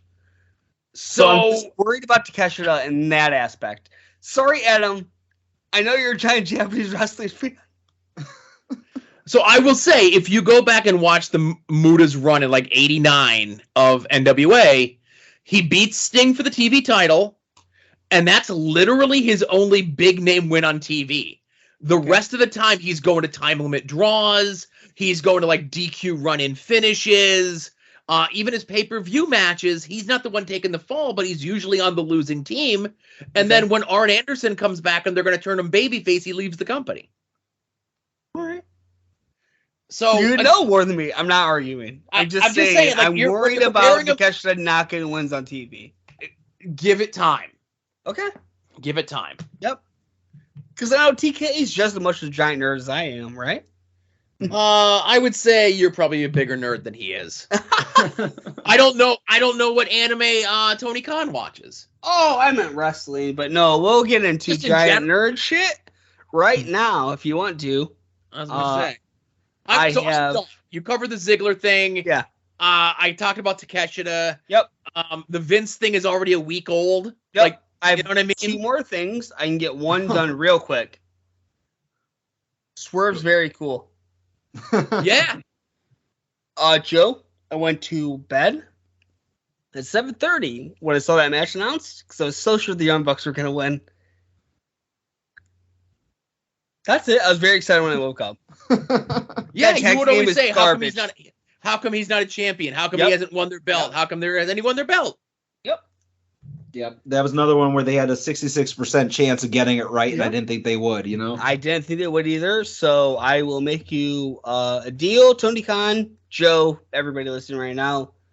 Wednesday, I will hook my laptop up to my TV via my HDMI, and I will watch AEW Dynamite. Oh. Because you have put a belt on Swerve, who I think is one of the low-key, effortlessly cool people in wrestling. I think he is Kevin Nash levels of cool. And you gave him a belt, and that's all I've ever really, really wanted since the time he left NXT. So I will watch your show. I'm open to it. I don't think CM Punk will be back anytime soon, so I'm not holding out hopes, but I'm going to watch. That tag team name is garbage, though, right? Everybody, please agree with me. 100%. Swerve in our glory. That doesn't make any sense as a sentence, and that's the problem with it. Yeah. Just make it Swerve and Keith Lee. I understand Tony not wanting him to be Swerve the Realist. I think that's cool as fuck. And I would if it's PVD Pro on fucking TBS and TNT, he'd be Swerve the Realist. But if they don't think that's the coolest, then it just should be like Swerve Strickland and Keith Lee. It's just a Swerve in Our Glory sounds like something WWE would do, like, you know. Yeah, it sounds like I said today at work at the quasi wrestling dude that I feel it is very much like a Team Road Scholars or Team Hell No. Yeah. If you listen to like Jericho's podcast of like how the Acclaim's name was originally one of the pitches for like whatever like the Jericho Appreciation Society was. No shit, what was it? Well, so no, it was supposed to be Chris Jericho's The Acclaimed was supposed to be the name of the group, and Jericho shot it down. So they're like spitballing all these names. And when Anthony Bowens was on Jericho's podcast this past week, and Ed, I'm throwing this out there. I've only heard clips and stuff of it. Jesse Ventura was on Jericho's podcast this week. Yeah. And did you hear the clip that was out there of what Jesse would do about the people? Oh my God. So there's a clip of Jesse talking to Chris Jericho about what he would do to the people that stormed his Capitol on January 6th. Yes, and what would he do? And he's like, he goes, if I was one of those security people, none of those people would be walking out of there alive. And they brought a Confederate flag, and the Republicans spit in the face of the democracy, and all this other stuff to Jericho. He's saying it to Chris Jericho, whose wife was there. Whose wife is there. And Jericho's just like, yep. Yeah. No, what are you gonna say? Dude, and he has to just chill because, like, honestly, everything I've seen, Chris's wife just chilled and watched, right? You're there. So his wife was just dumb enough to get on a plane and go. No. I think if you're not on those steps pushing forward, you're not an accomplice. What if you're cheering them on from a distance? No, you're not an accomplice. You're just a fucking dipshit. Okay. Yeah, you're just a dipshit and the downfall of democracy. I don't think Chris Jericho's wife is an accomplice and his like mom or like her mom or whatever. I don't know what the situation was there. I just know from everything I've seen, they weren't inside that building, and also they weren't on the steps, and they were just chilling backwards. It'd be the same as like Joe. I'm a communist, and if communists stormed the Capitol, I would never fucking do that ever. But if it happened and it worked, then I'd be like, oh well, that's I guess. Like I guess would you go out of your way and travel? No, from Ohio to the Capitol. No, dude, I've never shot a gun in my life. Okay. So no, I don't have that in me to do. That's what I'm saying. Like communism, like through Marxism, I guess they're like, hey, don't get rid of your guns, but at the same time, like I would never own one. So like that doesn't apply to me. Like I view Mrs. Jericho in the same lens. It's like because I work in a factory, Joe. I have to reason these things, right? Like I work with a dude right now working right beside me on the press that I'm on that has a Trump 2024 hat that says, "Take America Back." And I have to just chill next to this dude and I've talked to him. He would have never been there on the 6th, but at the same time, he would vote for Donald Trump again. So I just have to reason these things in my brain to be able to make money and afford where I live. If we could keep on track, we could keep going.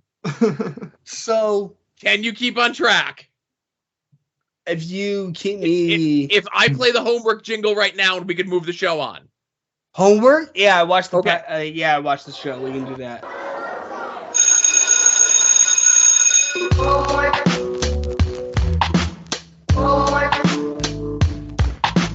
Homework.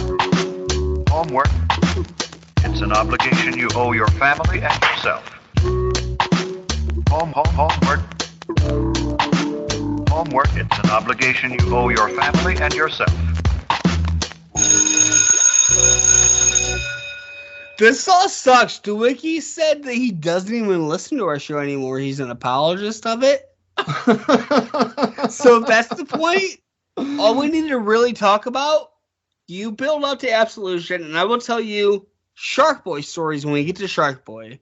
I have a lot of Shark Boy stories. You could tell maybe one quick one, Ed.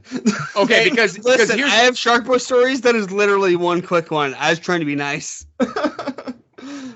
Because here's what homework was going to be. Go to Mask Library, go read his recap of it. I like the show. Thorne. It was good. And everyone said that this was essentially like the go-home Raw before a big pay-per-view, WrestleMania or whatever. And I 100% agree with him. I'm glad a ton of people got mic time on this show, which was awesome. I thought Artie's promo was really good. I like that Artie did his promo not in his gimmick voice.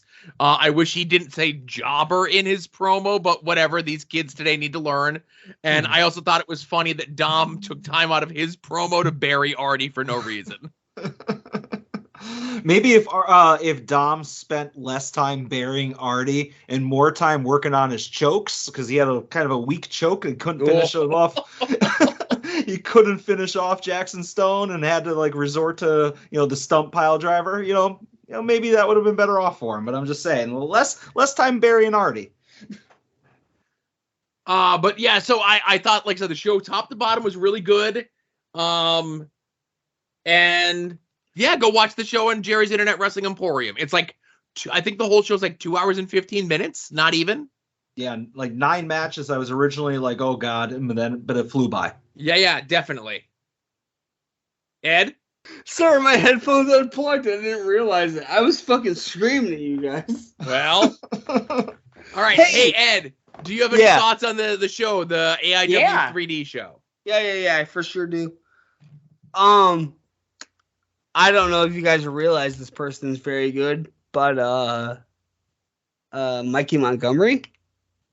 I heard Mikey and Eric had a lot of family and friends there. They did. I didn't go. So is Thor not listening anymore? No, he doesn't listen to this podcast. Thank God. I can't get a fucking good sightline at this goddamn place, and I hate it so fucking much. I feel as though it'd be cool to see a show there. I don't know. If you could get if you could get a seat and you're good, you know what I mean? Right. I can't do that because those shows are at the end of Thursday nights, and I never know if I'm going to work in that Friday until that Thursday, so I can't buy tickets ahead of time. So it's mostly me just standing behind people trying to do it, like watch. And then the last show before this was Alabama Dan, who was 6'3", and I'm just a tiny boy. You should have him pick you up and put you on his shoulders. I wanted him to, and nobody wants to do that. It's such bullshit. I tried to tell everybody I'm just a tiny little man. They don't care. All right. But it was a good show. Watch it. So, hey, Ed. Homework for next week is a Chikara show. Oh, I thought I'd get to pick it. No, you heat up show. Get the hell out of here. Not in this condition. You ain't picking nothing. So heat up's so good. No, there's no pay-per-views. There's no nothing this weekend. So it's the first WrestleCon weekend from 2013 where Chikara, we were part of WrestleCon there. It's Secaucus, New Jersey. Outside of me and Mantis trying to drive around looking for the Channel 9 studios so we can go and steal all the old Richard Bay tapes. Shit. You'll be watching the Chikara event Shoulders of Palace. You could skip Cobalt versus Saturine. You have Batiri versus DevCorp versus Throwbacks versus Spectral Envoy. Can you go back to that, what you were talking about, everybody skipping? Yeah. Wait, Mantis? What happened? No, okay, so you're skipping the Cobalt versus Saturine match. Yeah, of course. Yes. Next match is Batiri, Devastation Corporation, Throwbacks, Spectral Envoy, which I think is Mantis and Frightmare. You're watching that. Ophidian versus Amasis, you could skip that. Rest of the show you're watching. All 4 members of Fist taking on 3.0, Gran Akuma and Marty Jannetty. Tim Donst against Archibald Peck, which is a rematch from Easton from a couple months prior. The Colony and Frightmare. Oh, so I guess Spectral Envoy was probably Mantis and Crossbones. Jerry has a real bad setup with the match listings and shit on the thing.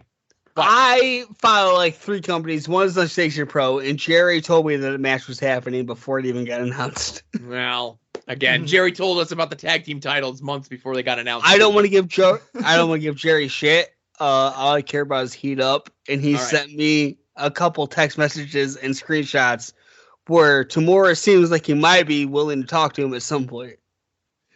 So we have the Colony and Frightmare against Soldier Ant and Colony Extreme Force, which is their soft debut. Yeah. We have Hollow Wicked versus Eddie Kingston for the title, which I remember being a good match. I don't know, those two guys.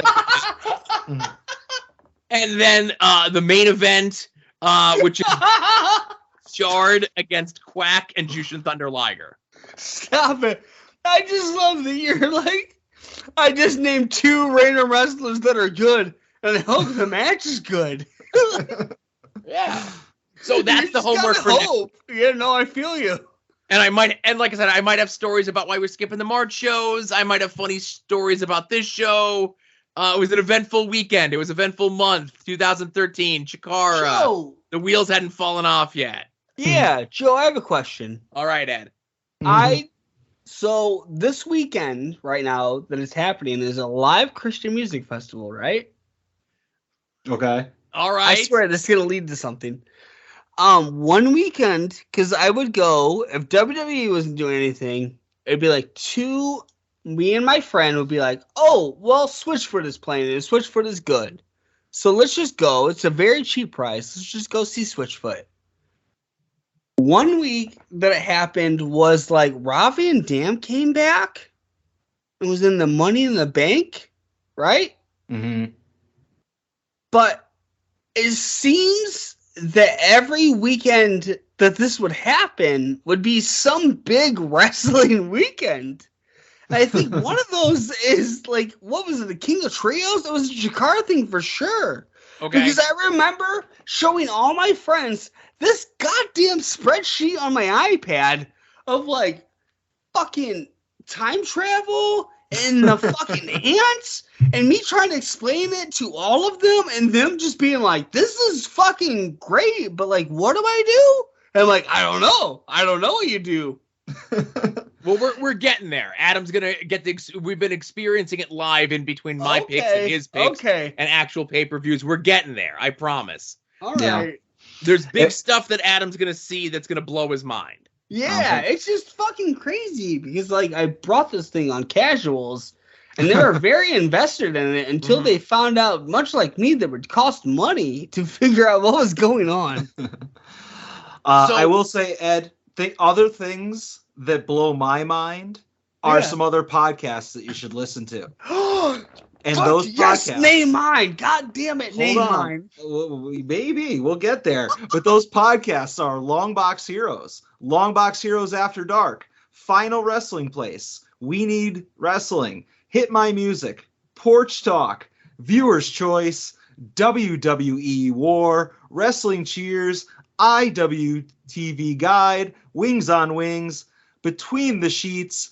I won't plug the A Show, but I will plug Pod Van Dam. All right. So listen, Adam mentioned the shows. Use the code ADODS for new subscribers. We get a kickback if you sign up for Jerry's Internet Wrestling Emporium. Unless I get it. Right. Unless Ed gets it with his promo code, which is hashtag. Fuck. I don't know what to do. All right. Adam, help me. I believe your promo code is also at odds. Yes. Make any and all of your Amazon purchases through our Amazon affiliate link. What's that like? What? What's that like? What do you mean, what's that like? I did Amazon purchases for a cosplay. Right. And I didn't know how to do it through you guys, so I didn't do it. Because I wasn't aware of what would happen. I'm going to show you. I only mention it on every episode of the podcast. So but I'm not a stuff guy. I don't make it to this point. Yeah, okay. So here's what I'm going to do. If you go to any link for any of the episodes like this right here that you see in front of you, and then see right here where it says want to support the show, use our Amazon affiliate link. And if you click that, it takes you to Amazon, and it looks just like regular Amazon. You guys can't out me, though. Huh? I don't want you guys to out me on shit that I buy. Then I won't. I'll. If there's something that comes up on the list that's suspect, I'll ask you. Like just as an example, so I have one set up for Ad Odds, and we have another one set up for Long Box Heroes. Yeah. On the Long Box Heroes one this past week, somebody purchased a butt plug.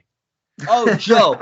So I won't get that deep, but like I will I will buy ears for cats. And I will know that everyone will know that it's me, but I don't want you to talk that it's me. All right. We'll speculate it could be anyone. I'm just a tiny girl. I don't know what's going on. Notable purchase through the Amazon click-through this week is somebody purchased 4 copies of the Rebel Clash Pokemon card Aegeus Clash, which means they're getting them for their competitive deck, which I love to see people doing. Yeah. What? Nothing. I'm gonna listen. Somebody I have to shout out. I'm gonna go to it. Somebody also purchased Imity BB cream for men, Beryl and Oak age-defying day and night face rescue. What is that? Cream, and Cody Classic Perfume Gravity, which is a men's fragrance. So I'm glad to see that we have a fancy person who makes their purchases through our Amazon click-through. These are men's skincare products. Yeah, no. Listen, Joe, I'll tell you right now. The men's skincare products I'm going to get from this are those. Yes. But also, like, I have a skirt that's not going to cover up my entire butt. So there'll be a lot of, like, stuff like that where it's like, oh, it's like acne cream, but for your butt. But it won't be me. I'm not scared from these people on the left, right? Right. Yeah, I'll tell you right now, that's what it's going to be. Mostly because this comes from Colossal Con East, where I have a page, like, I'm going to have a panel going. I'm just waiting for you and Adam. Okay. So. No, don't okay this. You tell me where this is all going to go well. I don't know. It's going great. So we have coming up in 2 weeks the AIW Great Lakes WrestleFest. My God, are you guys plugging this? Because I just started and I realized nobody else is. We have to figure out. We're gonna have to. God, yes. With the next week, we have to coordinate how we're doing our ride situation to get out there. Yeah, let's do that. Yeah, 100%. Yeah, but I would love to get CPA out to you guys to get out to us. That's not gonna happen. I know. All right. But they just announced that this upcoming Monday, tickets go on sale for the LVAC show. Okay. Oh, nice. $20 GA, $40 for the balcony, which is like table service and stuff. Oh yeah. There's a lot of miscommunication in regards to dates and times and talents and so forth. What's CPA doing? I will say that they did just announce that Orange Cassidy is officially announced for the show. He will be wrestling a match, and that's not the person that I've been saying for weeks is the big name that's going to get announced. For the Outback? For the LVAC show, yes. Great. I can't wait until this podcast is done recording so you can tell me who it is so I can start. Okay, now, so that's the thing. You don't listen this far into the show. When I first mentioned this weeks ago, I said, usually I'll be like, nah, hit me up with the DMs and I'll tell you who it is. It's Orange. This one, I ain't telling you who it is. It's Orange. Ed, it ain't Orange Cassidy. There's another there's another name that's going to be announced for the LVAC show. The only clue I could give you is, do you know who I like in wrestling? That's who I like in wrestling. So that's who's going to be at this show. Too broad. Adam, tell him. I am yelling at anyone.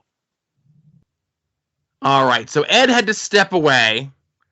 What an interesting show, Adam. Yeah, I believe the expression is worked yourself into a shoot. I certainly did. So let's get into voicemails, huh? Yeah, let's do it. All right. Hello, at odds with wrestling. It is I, the strongest man in all land. Glad to be here at the exclusive home of Austin McGoss's voicemails. Sorry I didn't call last week. You know, I was kind of busy Thursday, wrestling Philly Collins. That's the whole thing. I know you're going to talk about it for this week's homework, but regardless, 2 things. First things first, I'm going to plug Absolution on July 23rd. If you haven't bought your tickets yet and you're in the area or you're close and you want to travel for the first time, make sure you get out there. It's going to be a legendary show, and make sure to stream it live on IWTV. But anyways, the meat and potatoes of what I wanted to call about. I just had an interaction with Adam Van, a.k.a. me, on Twitter that I'm calling on Sunday, if this makes sense. And he's a big fan of the Yankees.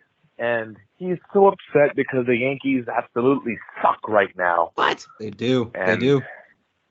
yeah, I am actually a Cleveland Indians, or I'm sorry, Guardians fan. I'm so not used to that yet.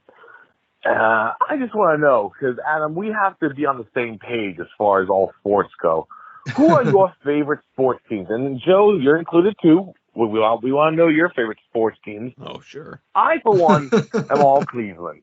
All land, everything. Browns, Guardians, Cavaliers, and hell, I'll even root for those Buckeyes. Tell me, who are your sports teams? Love you guys. You have a great week. I feel like this is gonna get me in trouble with Artie. Like, we might not be like teaming up much after this, but obviously Yankees for baseball, Steelers for football. I don't give a shit about hockey, and I give less of a shit about basketball. So, like, I really don't care about those. Like, growing up as a kid in the 80s, I had like Chicago Bulls stuff because everybody did, with Michael Jordan, but I don't care about those. It's just baseball and football for me. Yeah, so I'm not a fake sports fan. I only watch professional wrestling. But when I did watch those things, I was a Yankees fan growing up. Like early mid 80s when they kind of stunk, and I got out of baseball right when the strike happened in 94. And after they came back from the strike, they were really good. Mm-hmm. My football team growing up was the Raiders because as a kid, I just thought they looked cool, Yeah. Basketball, I was Sixers because we were close in Philly and I'd actually gone as a kid to a bunch of Sixers games and I thought it was kind of cool. I was never a hockey person. And like I said before, when the baseball strike happened in 94, I kind of got out of all of those sports and just stuck with wrestling. Yeah. And thanks for the call, Artie. Make sure your couch is made up for me. I'm going to need it for Absolution Weekend.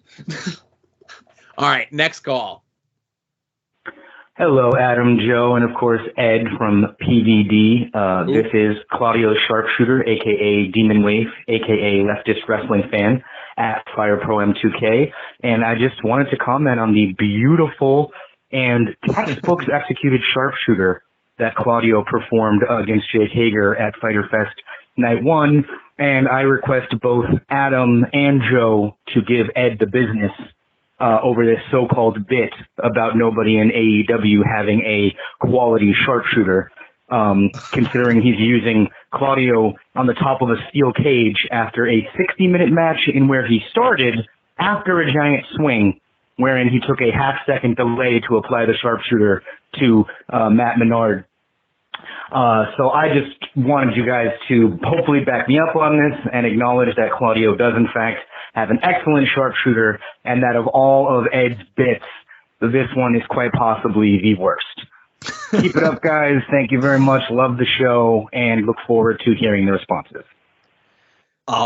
Obviously, everything Claudio does is done very well, and I would argue that I've heard much worse Ed bits than this. Yeah, this is not even, this doesn't crack the top 20. No, not Ed at all. Bits. This was just Ed being contrarian to be contrarian. I think Ed has PTSD that whenever he sees someone do the sharpshooter, he immediately thinks of Bret Hart, and that gives him some sort of anguish or something. And to echo Adam's sentiments again, I don't think I've ever seen Claudio do anything bad ever. Maybe the perfect specimen when it comes to professional wrestling. Just an unbelievable, remarkable specimen, everything that he does, and a nice guy to boot. Yeah, hell yeah. So thanks for your call. Multi-Twitter username, and I'm not gonna I've known this person for 20 plus years, and I'm not gonna say your shoot name on there because you would have said it if you wanted it said. But thank you for calling, thank you for listening. Next call. Hey guys, it's DeWicki. I know that this week Ed and I had a little dust up. I made him a little salty, and I just want to make sure that we're okay. I don't want there to be any lingering hard feelings. Ed, I hope you're well. I hope everybody's well. I hope you're having a great show. Talk to you later. Bye. Thank you. I missed what they had a dust up over it, and I couldn't. I think Ed attempted to explain it on the show, but I couldn't follow what he was saying. Yeah, I heard DeWicki in there, and then there was something about twice, and then he was talking about heat up, and it got very confusing. But go ahead. Oh yeah, I think this was when Ed was talking about like the once people and the twice people. Yeah, I don't know. I think you know, I think the real way to punish Ed is just to stop paying for the Patreon. That's the real thing to do. Yeah, I mean, well, this is just full disclosure here. There's about an hour of this podcast that nobody's going to hear. It's never going to see the light of day. Never.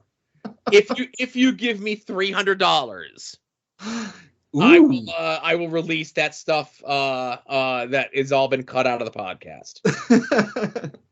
And just so you know, that $300 will not be going to me. No, nor I. I'm willing to lay down on that. 2 calls left, Adam.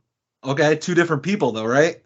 Sure. Let's play the first one from Kevin Hellions. Oh, you son of a bitch. Hello, guys. And hello, Ed, if you're still around for the voicemail segment of the show. Nope. Kevin here. So I wasn't quite sure what I was going to talk about, and then I got the text today sharing the news that WWE is going to go ahead and be TV 14 again. And there's certain group of people just celebrating about it. Oh, Attitude Era is here again. Yes. Because the reason that WWE programming has sucked is because they can't say suck on TV. Yes, that's why. Not that they haven't given us good storylines, not that they're pushing the wrong people, not that most of the episodes feel phoned in, not that you can go a half hour at a time without an actual wrestling match. Have you been to a Raw or SmackDown lately? The freaking downtime is awful. Here's someone's ring entrance, and then we got commercial, and then we got a thing in the back, and then we got to play a highlight video, and then, oh, look, they're still in the ring waiting, and then their opponent comes out. Like, there's just no excitement to things for this. And the answer is not being able to say ass and damn and hell, and, you know, I may as well just quote that whole DX address. It's not showing more TNA and songs hanging out and stuff. It's definitely not to bring in like guns and blood and extra violence and all. It's give me something to care about.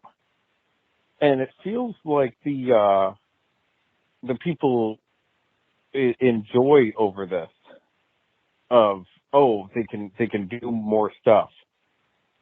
It feels very high school, if that, maybe even junior high, maybe even, let's see, my kid's 8, about to be 9. It's like when he giggles for getting away with saying a bad word. You know, I said something was bad ass the other day, which means he got away with saying ass, and he thought it was the greatest thing in the world.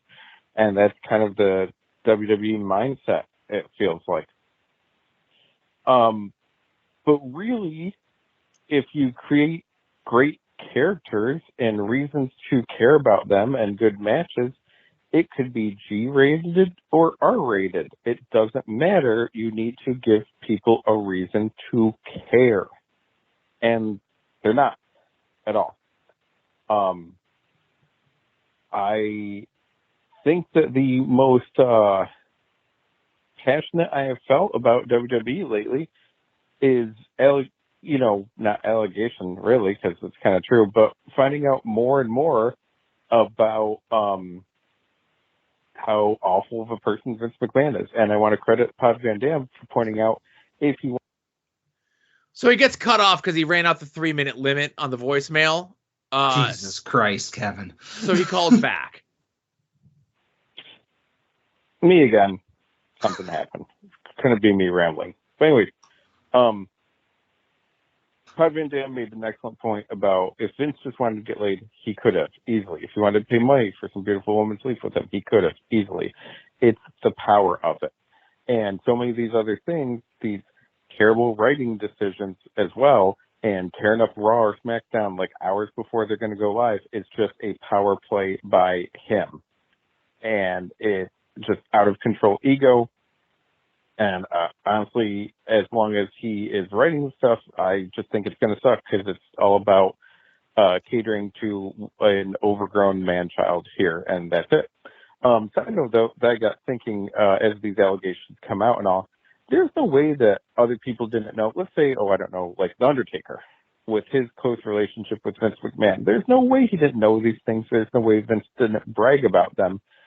And you just continue to work with someone that has that sort of power dynamic with his employees. And I'm sure there's other people that realize it. So, like, how long is the list of people that are shitty for supporting him over the years as well? Now, all right, sorry, I got out of control this week. I'll probably rant about it more on my own show. But thank you guys. Looking forward to this episode. Looking forward to hearing Ed and you guys bounce back and forth. Talk to you later. Bye. Oh, Kevin, we had this talk already. I thought we were on the same page. I mean, you made a lot of valid points. I like your calls. You got to keep it within one, man. You got to keep it in one.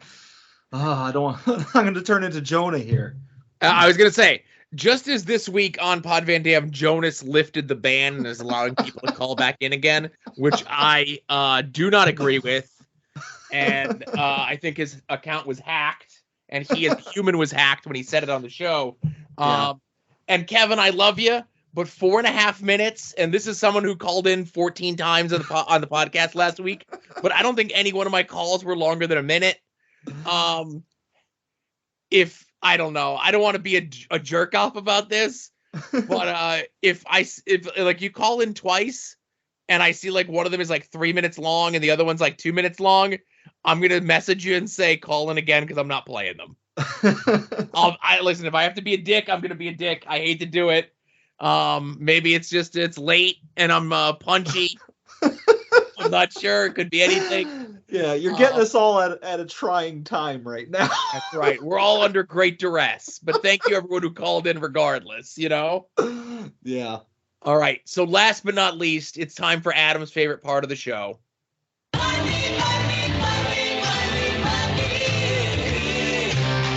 Some might cost a little.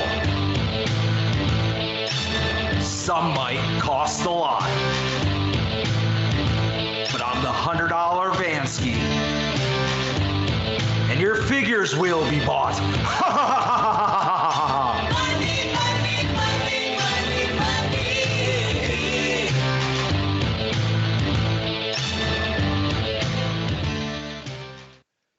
All right. Adam, Joe, I know you had a ton of purchases. I had none. Do. Yep. I have, Joe, this is going to come as a surprise, but I had like a really big week and week. However, I'm going to bump all of them off of the show, considering we're an hour 5 of this podcast. And I am just going to tell you just a real quick recap of my New Jersey Comic-Con trip with Todd Roker. Oh, yes. We got to hear Todd's side of it on After Dark this week. Yes. Yeah, I'll just tell you, Todd's recap of it is pretty much spot on. Go and listen to After Dark, as Joe just said. I looked around for things to buy. Obviously, I went in first with the perspective of like looking for toys, and there really wasn't much of anything that I was interested in. It was another scenario where it's like, hey, here's Funkos, here's Marvel Legends, here's Star Wars Black Series figures and whatever. And then I did kind of start looking for comics, but I'm not a back issue guy. I'm more of like a wall book kind of guy, and there was really nothing that popped me. So I ended up not spending a single dime on the entire trip. We did a couple doll safaris on the way back home, and like other than gas and like food, I didn't spend a nickel on the entire trip. That's good to hear. Yeah. Again, the highlight of the trip was the cosplay. Let's just say there was somebody who's like a Sue Storm cosplay. Big fan. But the face of the convention, I heard. She was definitely the face of the convention. Yeah, I guess they ran out of costumes her size and had to go a couple smaller. But anyways, and I will say I tweeted out a map of this earlier today. 2 days ago, out of sheer boredom, I made a trip to the King of Prussia Mall in what was quite possibly the longest doll safari in recorded history. No exaggeration, I stopped at 10 unique Walmarts and 6 unique Targets. Jesus Christ. And I found exactly one thing to buy, and I tweeted about that. It was that Shawn Michaels Ruthless Aggression figure. Yeah, for sure. So, when you had tweeted that out, I, for some reason, thought that was an older set. I forgot about that newer set. And then I think, Kenny tweeted that he got the Batista from that set?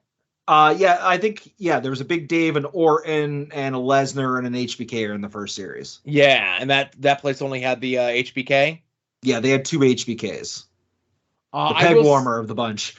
Yeah, I will say, I had time this week because April and Ace are gone to camp. So on Monday, maybe, I went to Safari around here, and there was nothing.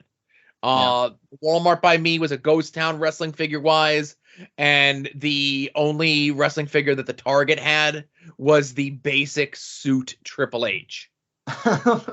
So how many did you pick up? 0. Yeah.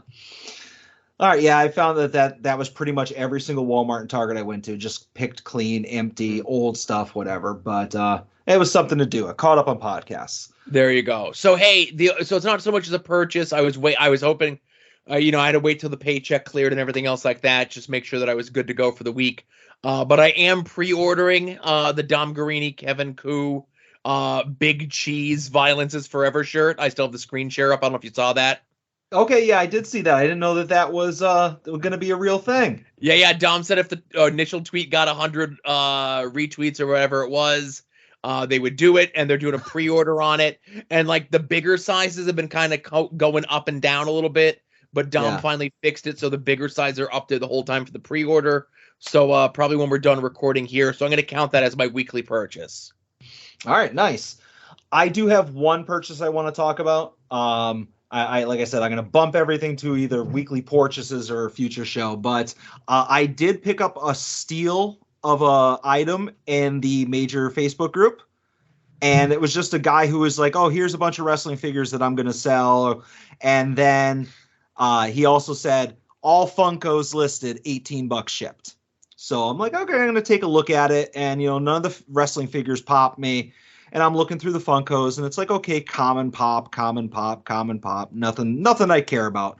And I get to the very end of the list, and Joe, my heart drops. I'm like, all right, I had to have misread this guy's listing because this pop can't be $18. They had to have said, okay, this pop's $150, but all the rest of them are $18. But no, Joe, he was wrong. He lumped in a super, super expensive Funko Pop that I currently already own, but I'll buy a second one if it's only $18. And it's the Yelena from the Black Widow series. Oh, okay, because I remember you saying a while back that because of the delay of the movie, the merchandise was out like a year before the movie even came out. Yeah, it was out a year and it was collecting dust. And and nobody got it, and now everybody wants it.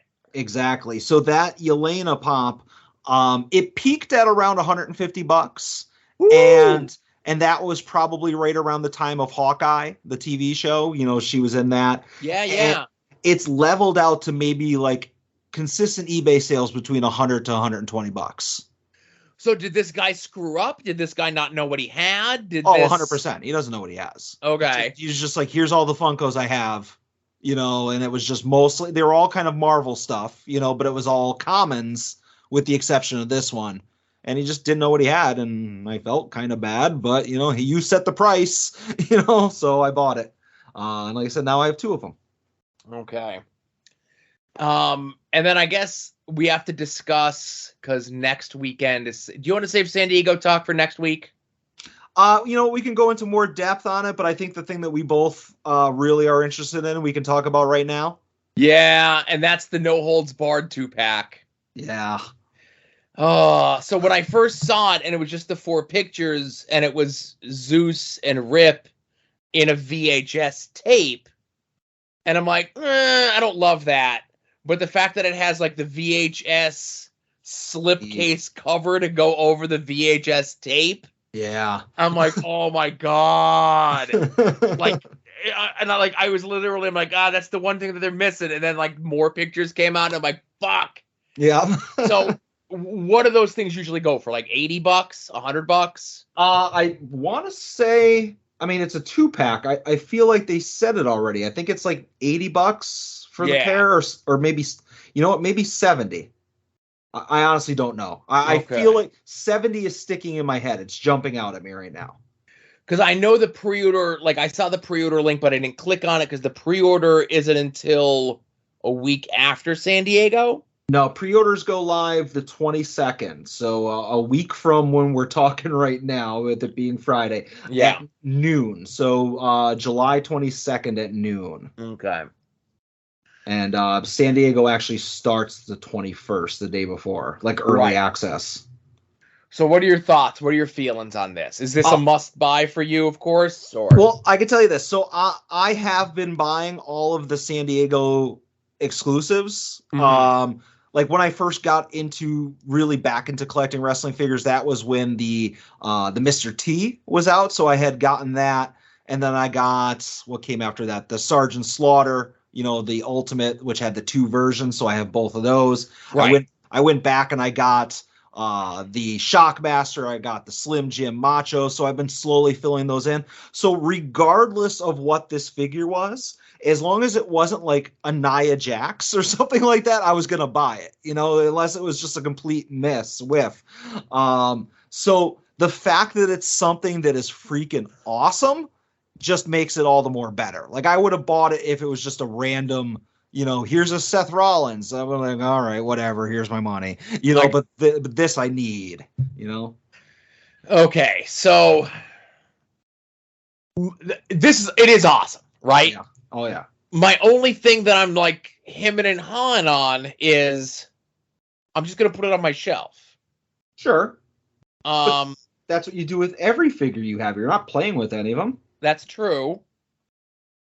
And then we talked last week about the guy that does the custom defenders, which means I would need to get a custom defender for it to put it up on the wall. That's the way you are as well, yeah. Okay. I'm trying to think of good reasons not to get it. There isn't any. Okay.